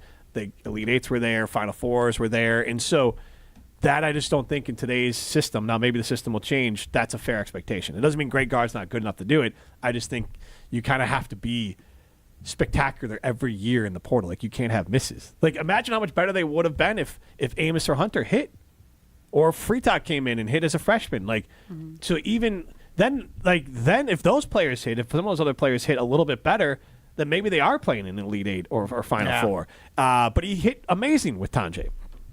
And now this time around, you got some players coming in, which I'm excited about. So our poll question of which Wisconsin head coach is operating on the longest leash, 844-770-3776. That is our signing limited poll question. Matt LaFleur, Pat Murphy, Greg Gard, or Shaka Smart. I think in this case, Greg Gard and Shaka Smart have the longest leash. I'm going to go with Shaka, but right now he's at the lowest at 11.5%. Pat Murphy in at 31%, Greg Gard at 38.5%, and then Matt LaFleur notably at 19%. Yeah, it's fair. That's a pretty fair split right now. We'll see how this evolves. I mean, I personally think Matt LaFleur has to be on the bottom of the list, right? To me. For the shortest leash? Yeah, he has to have the shortest one out of all those coaches, where right now he's in third place, where, I mean, I personally voted for Pat Murphy that he has the longest leash, because I just feel like what he did with the Brewers last year, what it feels like he's going to do with the Brewers this year, get 100 wins like I predicted. We were off to a rough start, but we're turning it around. It's okay. Yeah, that's true. You're not pacing for 100 victories. Are you 500? Is that what it is right now? I think they're currently 5-5, yes, but they've only lost one of their last 6 games, Jim. Take that for data. Pretty good. And they only the have Reds and the Royals. Sure, and they only have 7 starters on IL. All right, they're like getting healthy. Side note, at the end of this month. And I throw this out there, and I don't have the trade specifics in front of me. They did acquire a pitcher from Boston today. They did acquire Quinn Priester, who they traded away one of their younger prospects, a 19-year-old prospect, and the 33rd overall pick, because they are in desperate need of pitching. I would say I've seen mixed reviews on it that this is a kind of a desperation. You didn't trade from a position of power. But the way I looked at that trade, though, is the Brewers have a plethora of outfielders, and even sometimes you have to give up something good. Hopefully, but this pitcher is far from proven. He was a first-round pick in the teens a couple of years ago by Pittsburgh, so he's far from like a washed-out. He could be a high-level prospect. I don't think he's an elite prospect, but he's a guy that they're going to have. The worst part is they have to pitch him right away.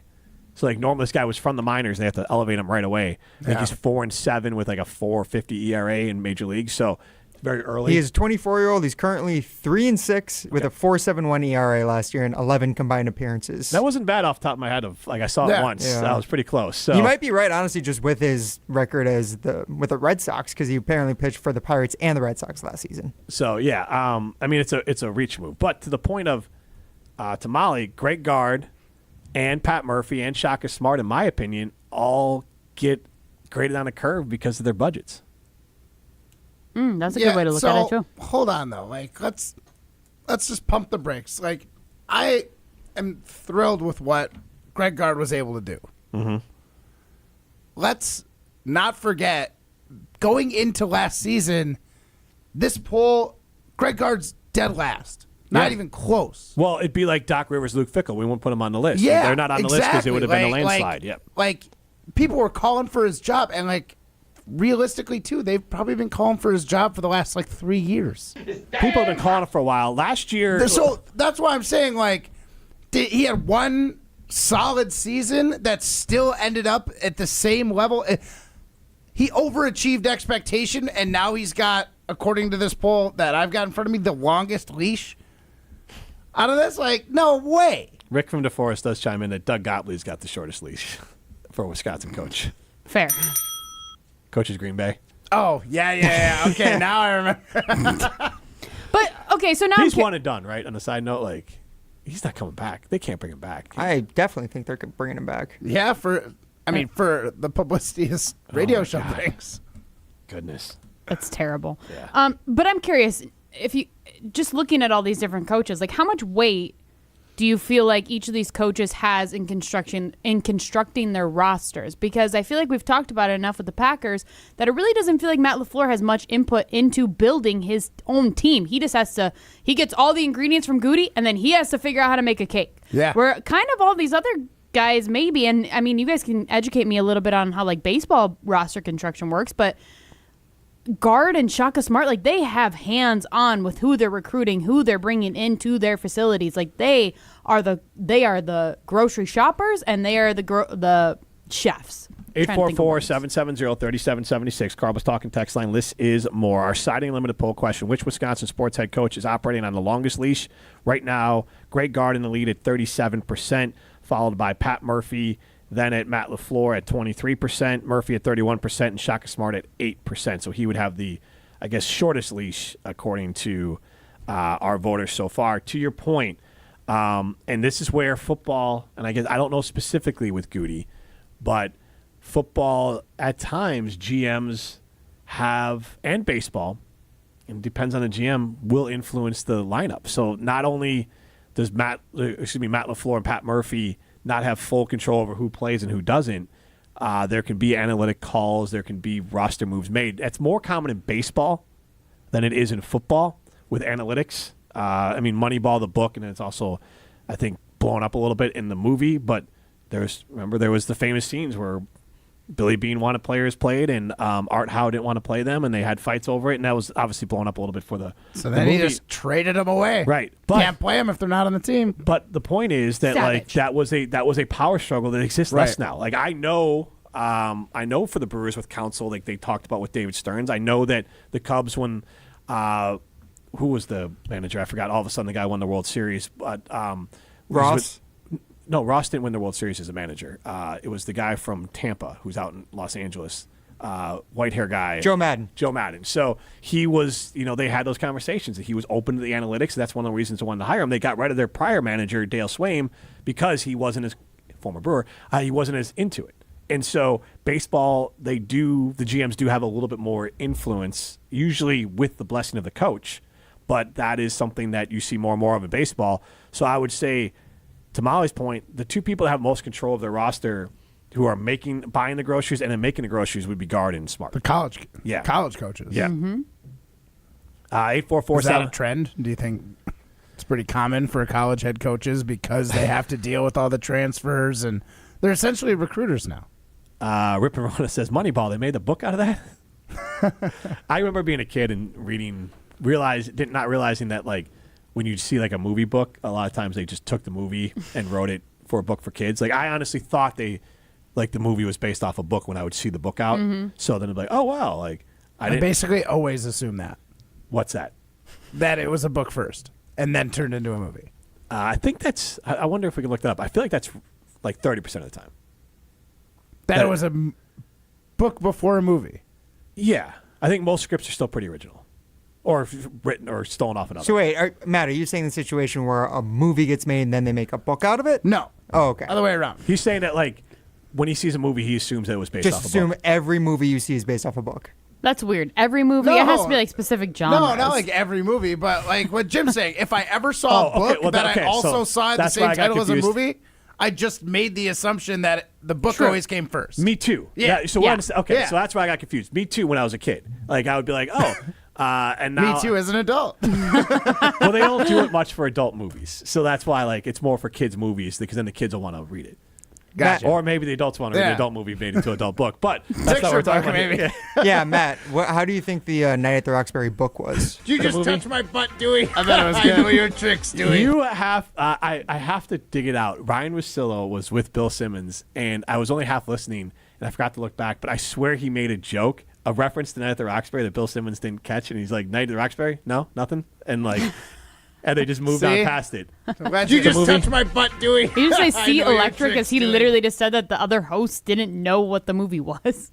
Well, he knew what the movie was. Didn't get the reference. Apologize. Yes. Again, that's what makes it fun. Look, my brother and I have a quote, and I think I showed you guys from the movie Wedding Singer, which nobody knows this quote, but it's when the old lady pays Adam Sandler in Meatballs for his services to teach her how to do her hip hop dance later or hip hop performance later. And she puts the meatballs in his hands. She's like, you got to eat it in front of me. And he takes a bite of the meatball and says, that's a good meatball. And my brother and I always, like, if we eat something good, well, that's a good meatball. But we say it, like, I'll say it around my family. I'll say it around Bill. But, like, we both love that quote. And most people don't get it. Yeah. And I just own it. I'll be like, all right, it's a weird quote, but that's the best part. That's the Wedding best Singer is part about definitely more making popular quotes. than Night at the Roxbury. Yeah, fair enough.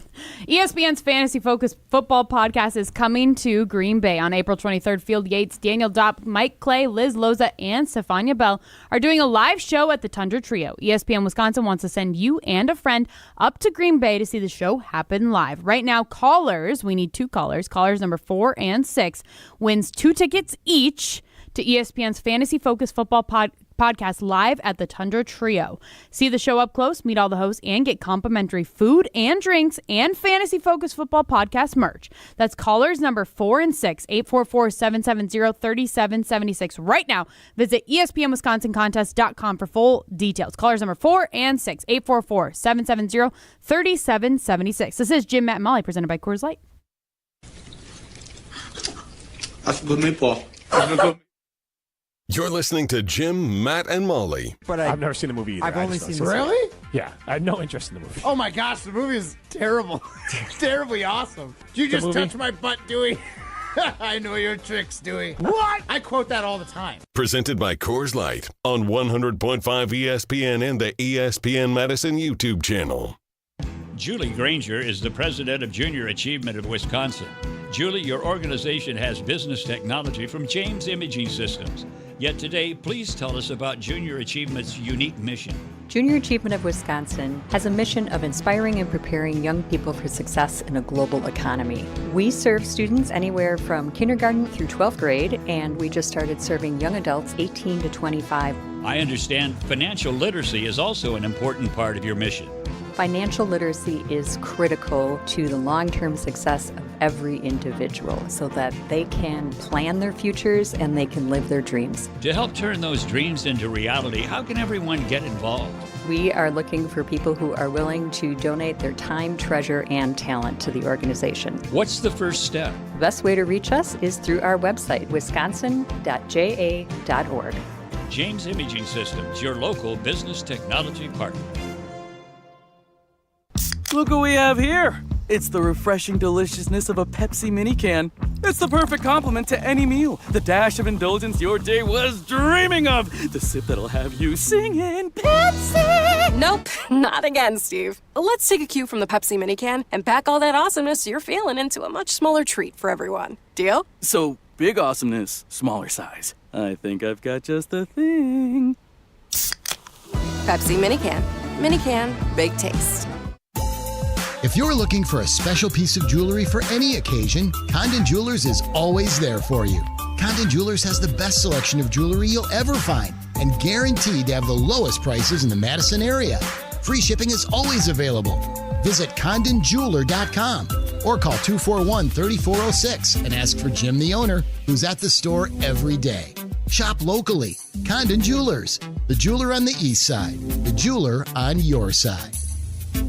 Ready to live the high life at home? Miller High Life is giving one lucky winner the ultimate backyard dive bar experience. It's a cabana complete with classic bar vibes, neon lights, and of course, plenty of high life. To enter, just order a Miller High Life at any participating dive bars in the Madison area and register with the link to the Miller High Life Backyard Dive Bar Giveaway. Get a ticket to Dive Bar Glory at your local watering hole, like Ideal Bar, Cahoots Bar, New Paradise Lounge, and Wilson's Bar and Grill.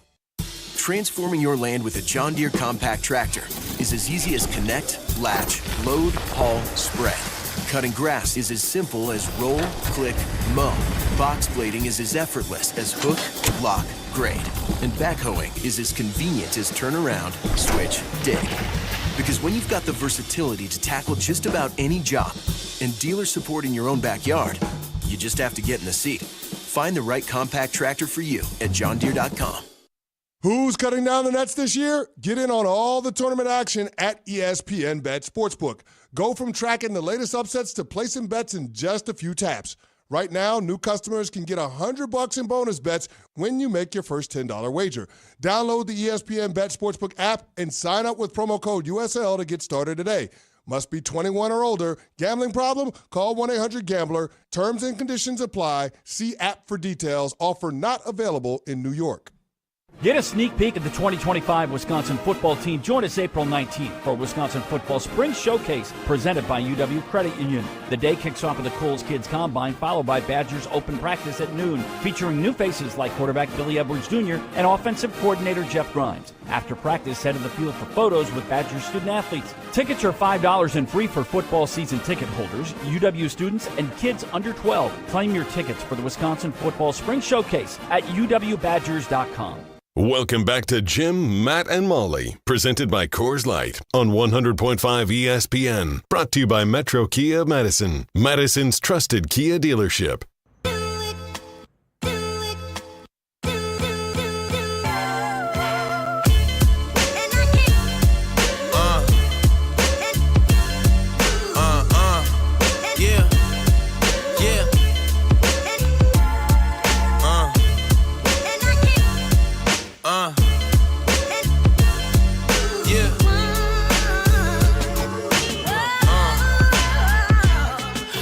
Jim, Matt, Molly continues live from the Everlight Solar Studio. We are presented by Coors Light. It's the Mountains of Blue, you know what to do. And that's crush a Coors Light. The Brewers made another trade. I don't know if we missed that there. The Milwaukee Brewers, I don't know who any of these players are, but the Milwaukee Brewers have traded Daz Cameron. That's a hell of a name. They have traded Dazzling. Daz Cameron and cash to the Baltimore Orioles for Grant Wolfgram, who's a left-handed pitcher. Does baseball have the most boring trades? There's just so many transactions. I would lean on that, yes. Yeah. Yeah, they do. A lot of prospect trading. It's like, That's what I'm saying. we're You going know, to take this guy. We're going to send him over to the Timber Rattlers and let him warm up with the boys down in Appleton, and then we're going to take him. Like, for an example, this player right here, my understanding is never played in the major leagues. Yeah, I mean, there's just so many more players, and the fact that you have farm teams. Yeah. Like, does the NFL need farm teams? So there's more football going on. And They're called college football teams. Yeah, it's college football. Oh, come on. You're saying there's maybe some late bloomers out there that would really benefit from a couple of farm football teams? You mean like maybe the UFL, the XFL, one of them? Yeah, but make it work. Hey, UFL just came back. Give it a chance, Yeah, right? but make it watchable, and then we're in business. Have you tried to watch the XFL? It is just the UFL now, I believe. UFL, whatever. XFL and USFL Too many combined. letters.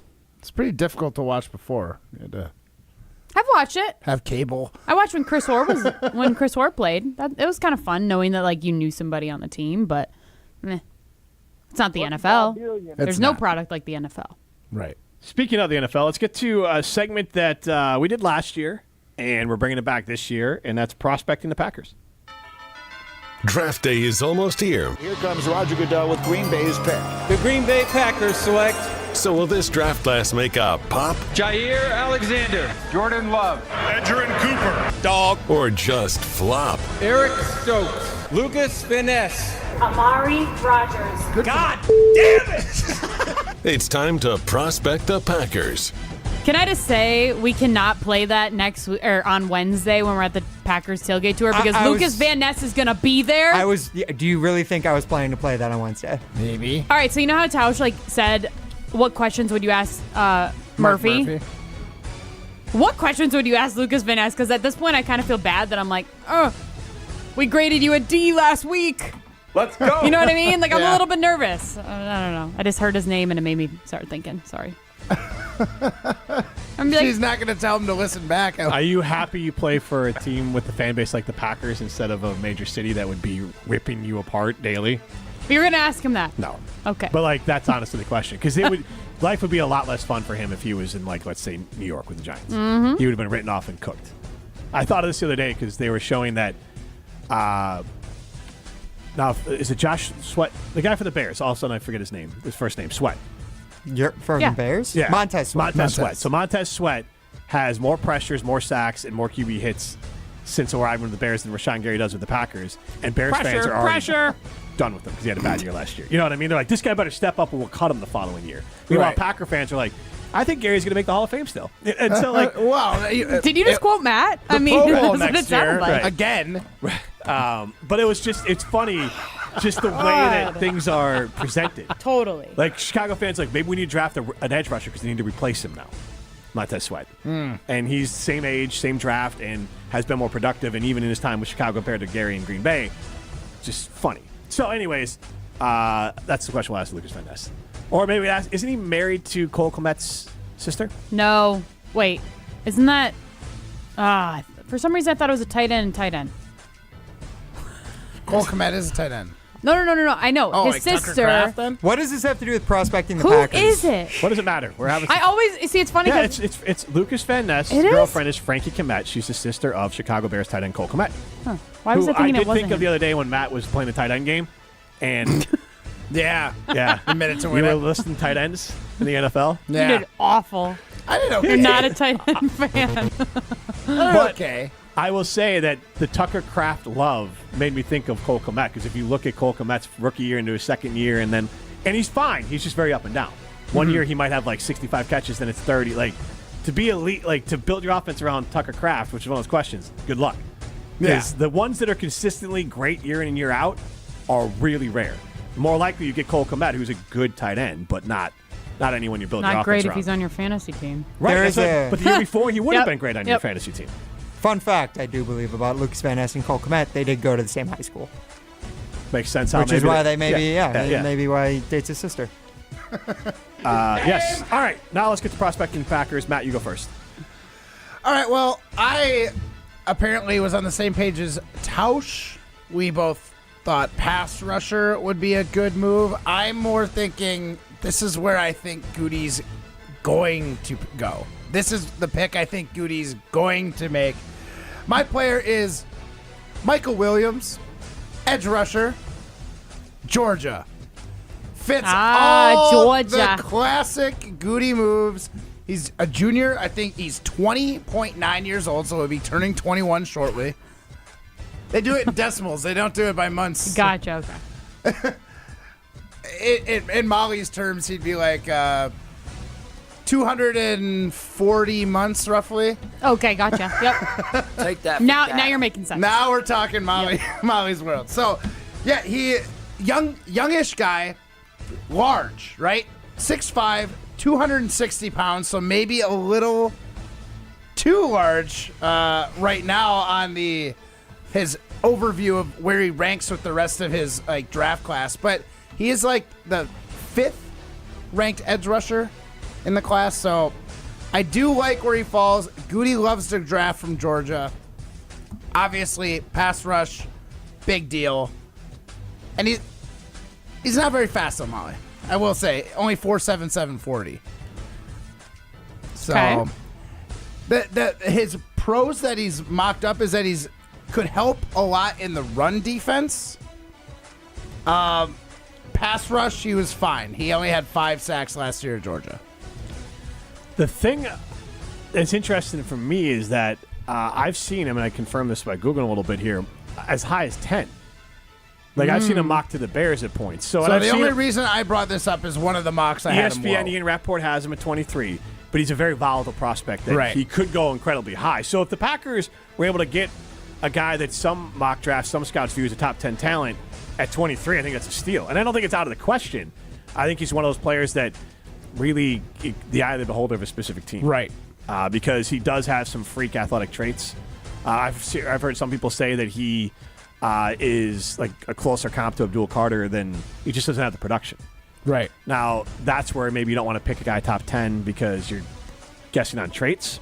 But, I wouldn't put it. Goody loves to pick guys on traits. If they get him at 10, I would imagine outside, unless there's something crazy we don't learn about, like him just slipping at 10 because some teams view him as a little bit of a tweener, like that could be a steal for the Packers. And we know how well they do with Georgia players. So. I was going to say, is there any off the field things? Nothing? Not that I was. I didn't see it. No, I mean, Ian Rappaport has him to the Packers at 23, so it's not like a bad mock, but he's an interesting prospect because he's all over the board. Yeah, I mean, people have to say I was about him. seeing Golden in the top 15 pretty common, and then that same one that had him here had him at like 35 in the second round. It is that time of year where some of the early predictions are a bit off, and now you're getting to You're not quite to real boards yet, right? But now you're starting to get a little bit more to. You're getting actual information from teams. Okay. The player that I am with here is Emeka Egbuka from Ohio State, a wide receiver, 6'1", 202 pounds.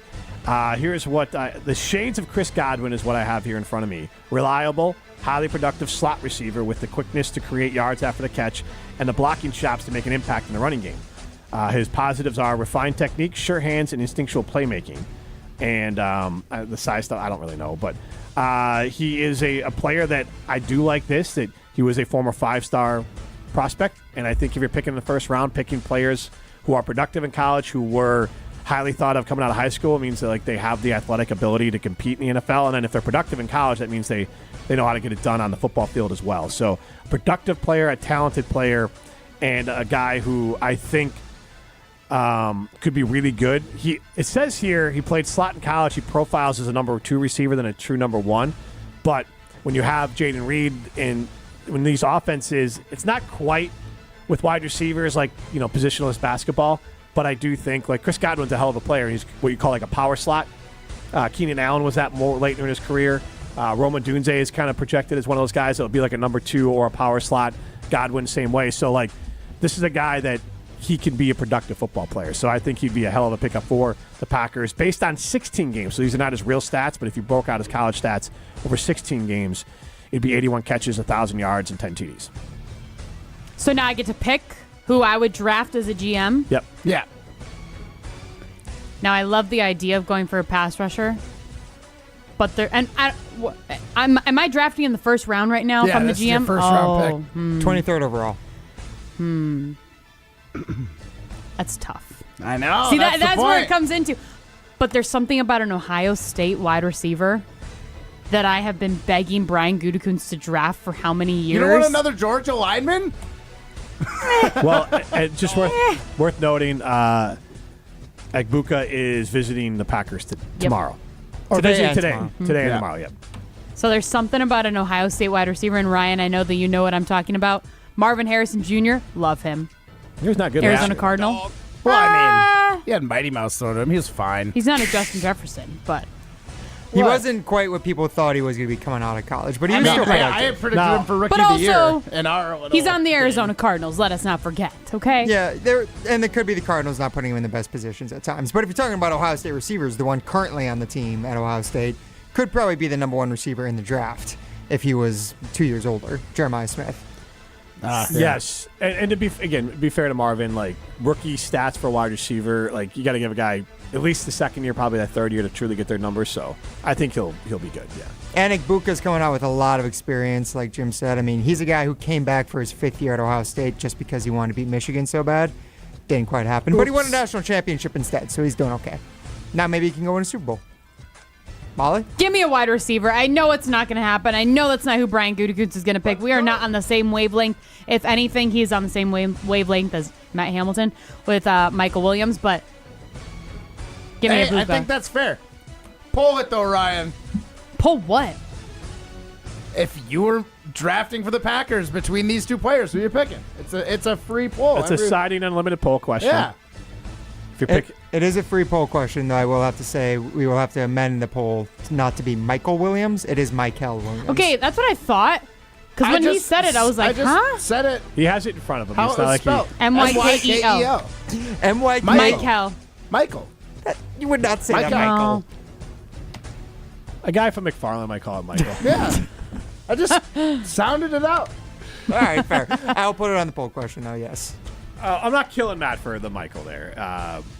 I mean, I get it's Michael, but like, isn't there an actor, Michael? There's a Michael Williams, because I Googled Michael Williams because I thought it was M-I-C-H-A-E-L. Fair. And then So I'm like, like, I don't think that's right. Mickey Mouse over here. M-I-C. Oh, M-I-C-K-E-Y. You guys, I watch Mickey Mouse a lot these days. You have a good excuse, yeah. Mickey Mouse Clubhouse. Who's your favorite on the Mickey Mouse Club? I mean, I love Minnie. Duh. Are we drafting characters now? Oh, should we? Prospecting Mickey Mouse's clubhouse. Why don't we get that going next Where does week? Goofy land? Goofy's got to be a last round, like way at the bottom. Kidding He me? sucks. He's got huge measurements. Tall, huge wingspan. Put him on the offensive line. He could guard. Side note here, and then I'm going to tell you about Bruce Company. I cannot recommend. One, the TV show Atlanta is amazing, but TV show Atlanta, you don't even have to watch the whole series. You can just watch this episode. Season 4, episode 8, the goof who sat by the door, and it's a mockumentary of the Goofy movie and how it got made, is one of the funniest episodes of TV that I've ever seen in my life. It's like a half an hour. I'm in. I love the Goofy movie. It is. It is Goofy movie. Oh, sorry. It is honestly. I think like critically and then like just fans wise viewed as like the best episode of that whole series, which is a highly thought of series, but one of the best episodes you'll see as far as you just want to laugh, and the satire on it is amazing. But Donald Glover's the star. Childish Gambino's the star of that show, if you didn't know. But there's other actors when you watch it, like they kind of got their start into that. But if you're looking to elevate your outdoor living space, the Brewers Company is Dane County's premier retailer of outdoor furniture, exceptional craftsmanship, all the latest styles and colors, all made with the durable materials that hold up to whatever Wisconsin weather brings. Many sets from deep seating to dining can be custom designed to your style. Find a time to swing by their furniture showroom in Middleton and let their trained staff help you bring your outdoor dreams to life. The Brewers Company, your outdoor living expert. This is Jim, Matt, and Molly, presented by Coors Light. You're listening to Jim, Matt, and Molly, presented by Coors Light on 100.5 ESPN, ESPN Madison on YouTube, and Wisconsin On Demand. Every event tells a story, from the first impression to the final moments. Have someone guide your guests through every chapter the way you want the story told. Hi, it's Jeffrey from Celebrations Entertainment. With a strong presence, great voices, and an award-winning team, trust us to guide, direct, and inform your guests through all the different chapters of the day. For fun, memorable entertainment for any event, please visit us at celebrationsentertainment.com. That's celebrationsentertainment.com. Ben Brust here to tell you about why your next work van should be from Mercedes-Benz Sprinter at Zimbrick European. First off, we have versatility. The Sprinter vans offer 16 body types and thousands of ways to customize that space. Number 2, we have reliability. Sprinter's most powerful diesel engines last longer and require less maintenance, spend more time on the road and less time in those bays. Number 3, we have safety. Sprinter's safety technologies include curtain airbags all around, load adaptive electronic stability program, and crosswind and attention assist. Number 4, Van Care Mobile. Our maintenance team can come to you with routine service. Who wants to go in? Let them come to you. They work with multiple trucks on one visit. Use the Mercedes Me Connect. And last but not least, get your Zimbrick Sprinter at Zimbrick European at Rimrock Road and the Beltline, or go online at ZimbrickEuropean.com because they never charge over the MSRP.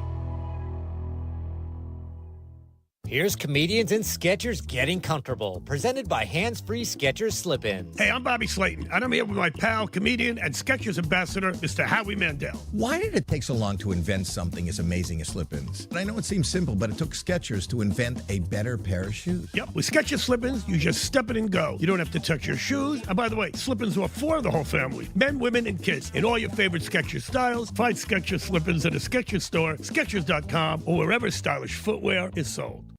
Accomplishing goals is hard, but when your goal is to learn a new language, Babbel makes it easy. Babbel is designed with you in mind. From expert-created lessons to conversational video units and even live classes, you can personalize your Babbel experience to be exactly what you need to really learn a new language more easily. Go ahead, set a goal for yourself. Accomplish it with Babbel. Try Babbel for free. Go to BABBEL.com. That's Babbel.com. You ever try fixing your car and realize you're missing that one part? Yeah, been there. That's why eBay's my go-to. They've got millions of parts, guaranteed to fit.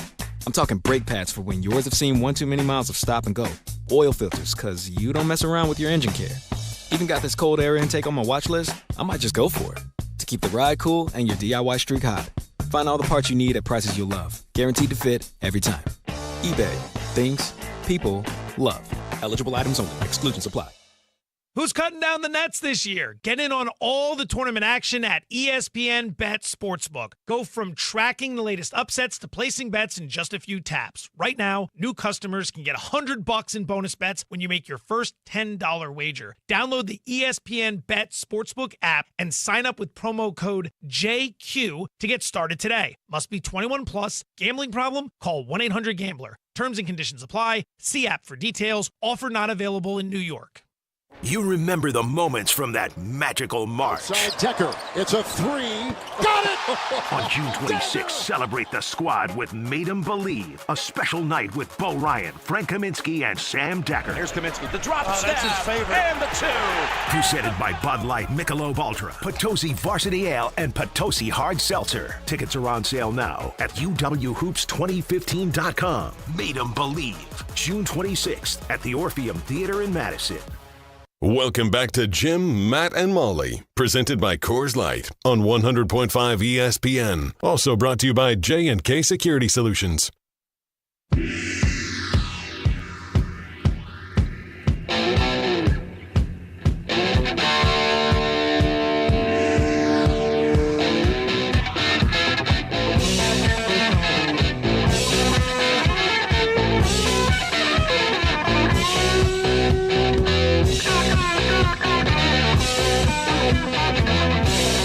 Welcome back to Jim, Pat, and Molly, presented by Coors Light. If the mountains are blue, you know what to do. And that's crush a Coors Light. I am Jim Rutledge. I have the power. You can see me on the ESPN Madison YouTube stream. Matt Hamilton, Molly Brown with you. Chrissy Birdsall in the Everlight Solar Studio as well. And if you missed any of today's show, you can listen back Wisconsin On Demand, Apple, Spotify, any of those amazing places. And we're going to get to throwing stones.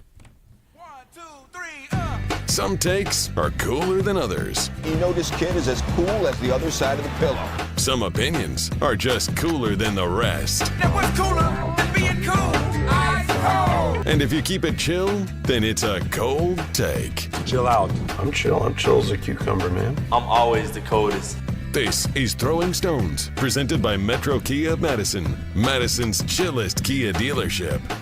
I guess I got a quick stone. Don't associate yourself with Morgan Wallen. That guy is obviously a piece of trash. And then he left SNL and did the whole Get Me to God's Country. The Packers just posted on their Twitter a picture of Lambeau Field, but it does Get Me to God's Country. Morgan Wallen sucks, Packers. Don't embrace the suckage that is Morgan Wallen. That's my stone.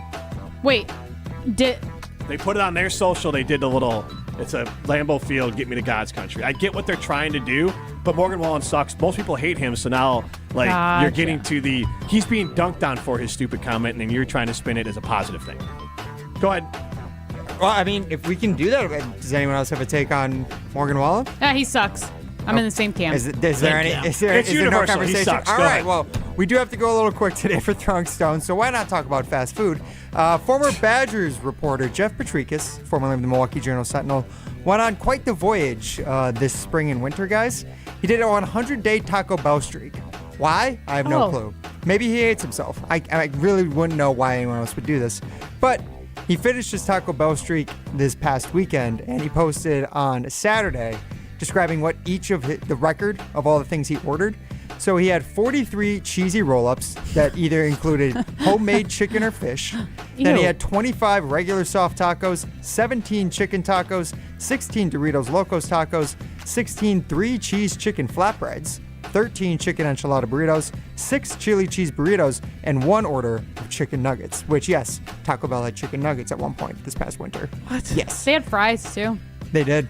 So what are they doing? I want to know from you guys, which of those that I just listed, that's a lot there, but what offended your ears and your taste buds the most? The chili cheese burrito. Chili cheese burrito? I didn't even know that was a thing from Taco Bell. Really? That just sounds like diarrhea for days. The cheese doesn't have the opposite effect. That sounds horrible. So, horrible. Did I hear it right that he modified his? Yeah, so he had cheesy roll-ups, which, by the way, in case you're wondering, those are just tortilla shells with cheese in them.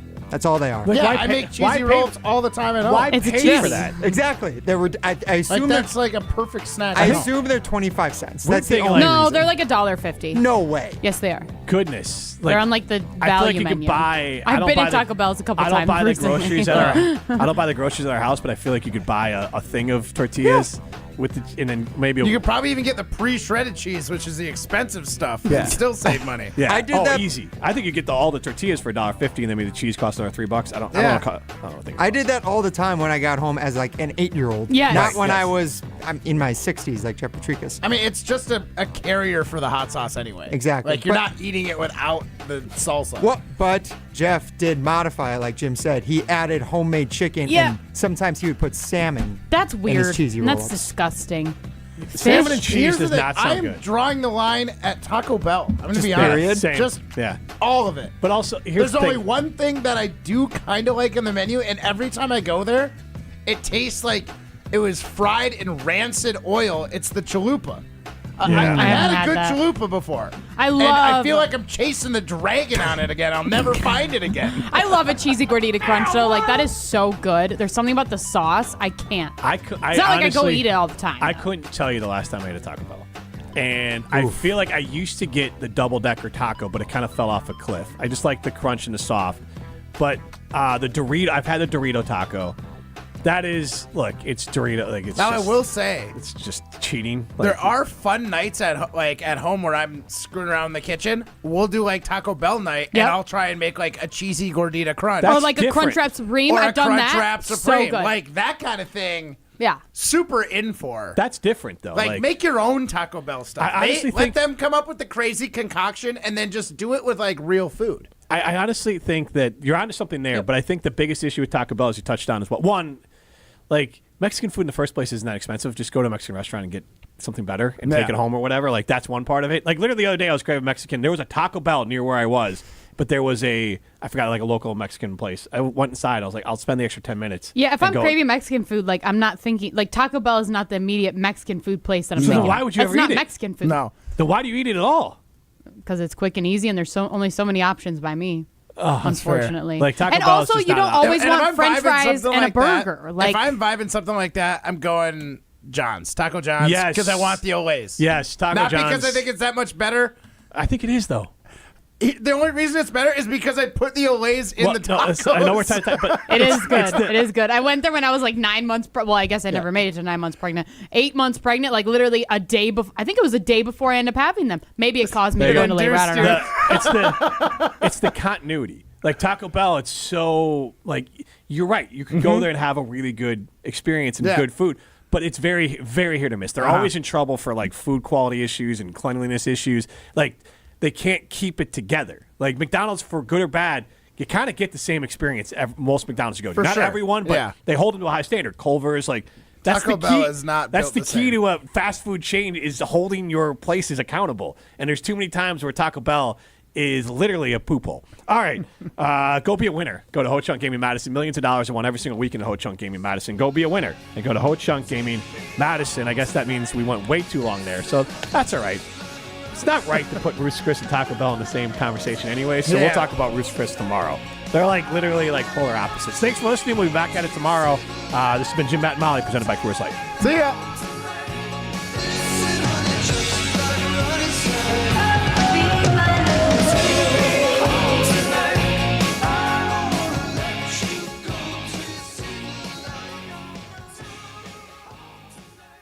When it comes to security for your home and family, you want a winner, and we found one when we placed our trust with J&K Security Solutions. This is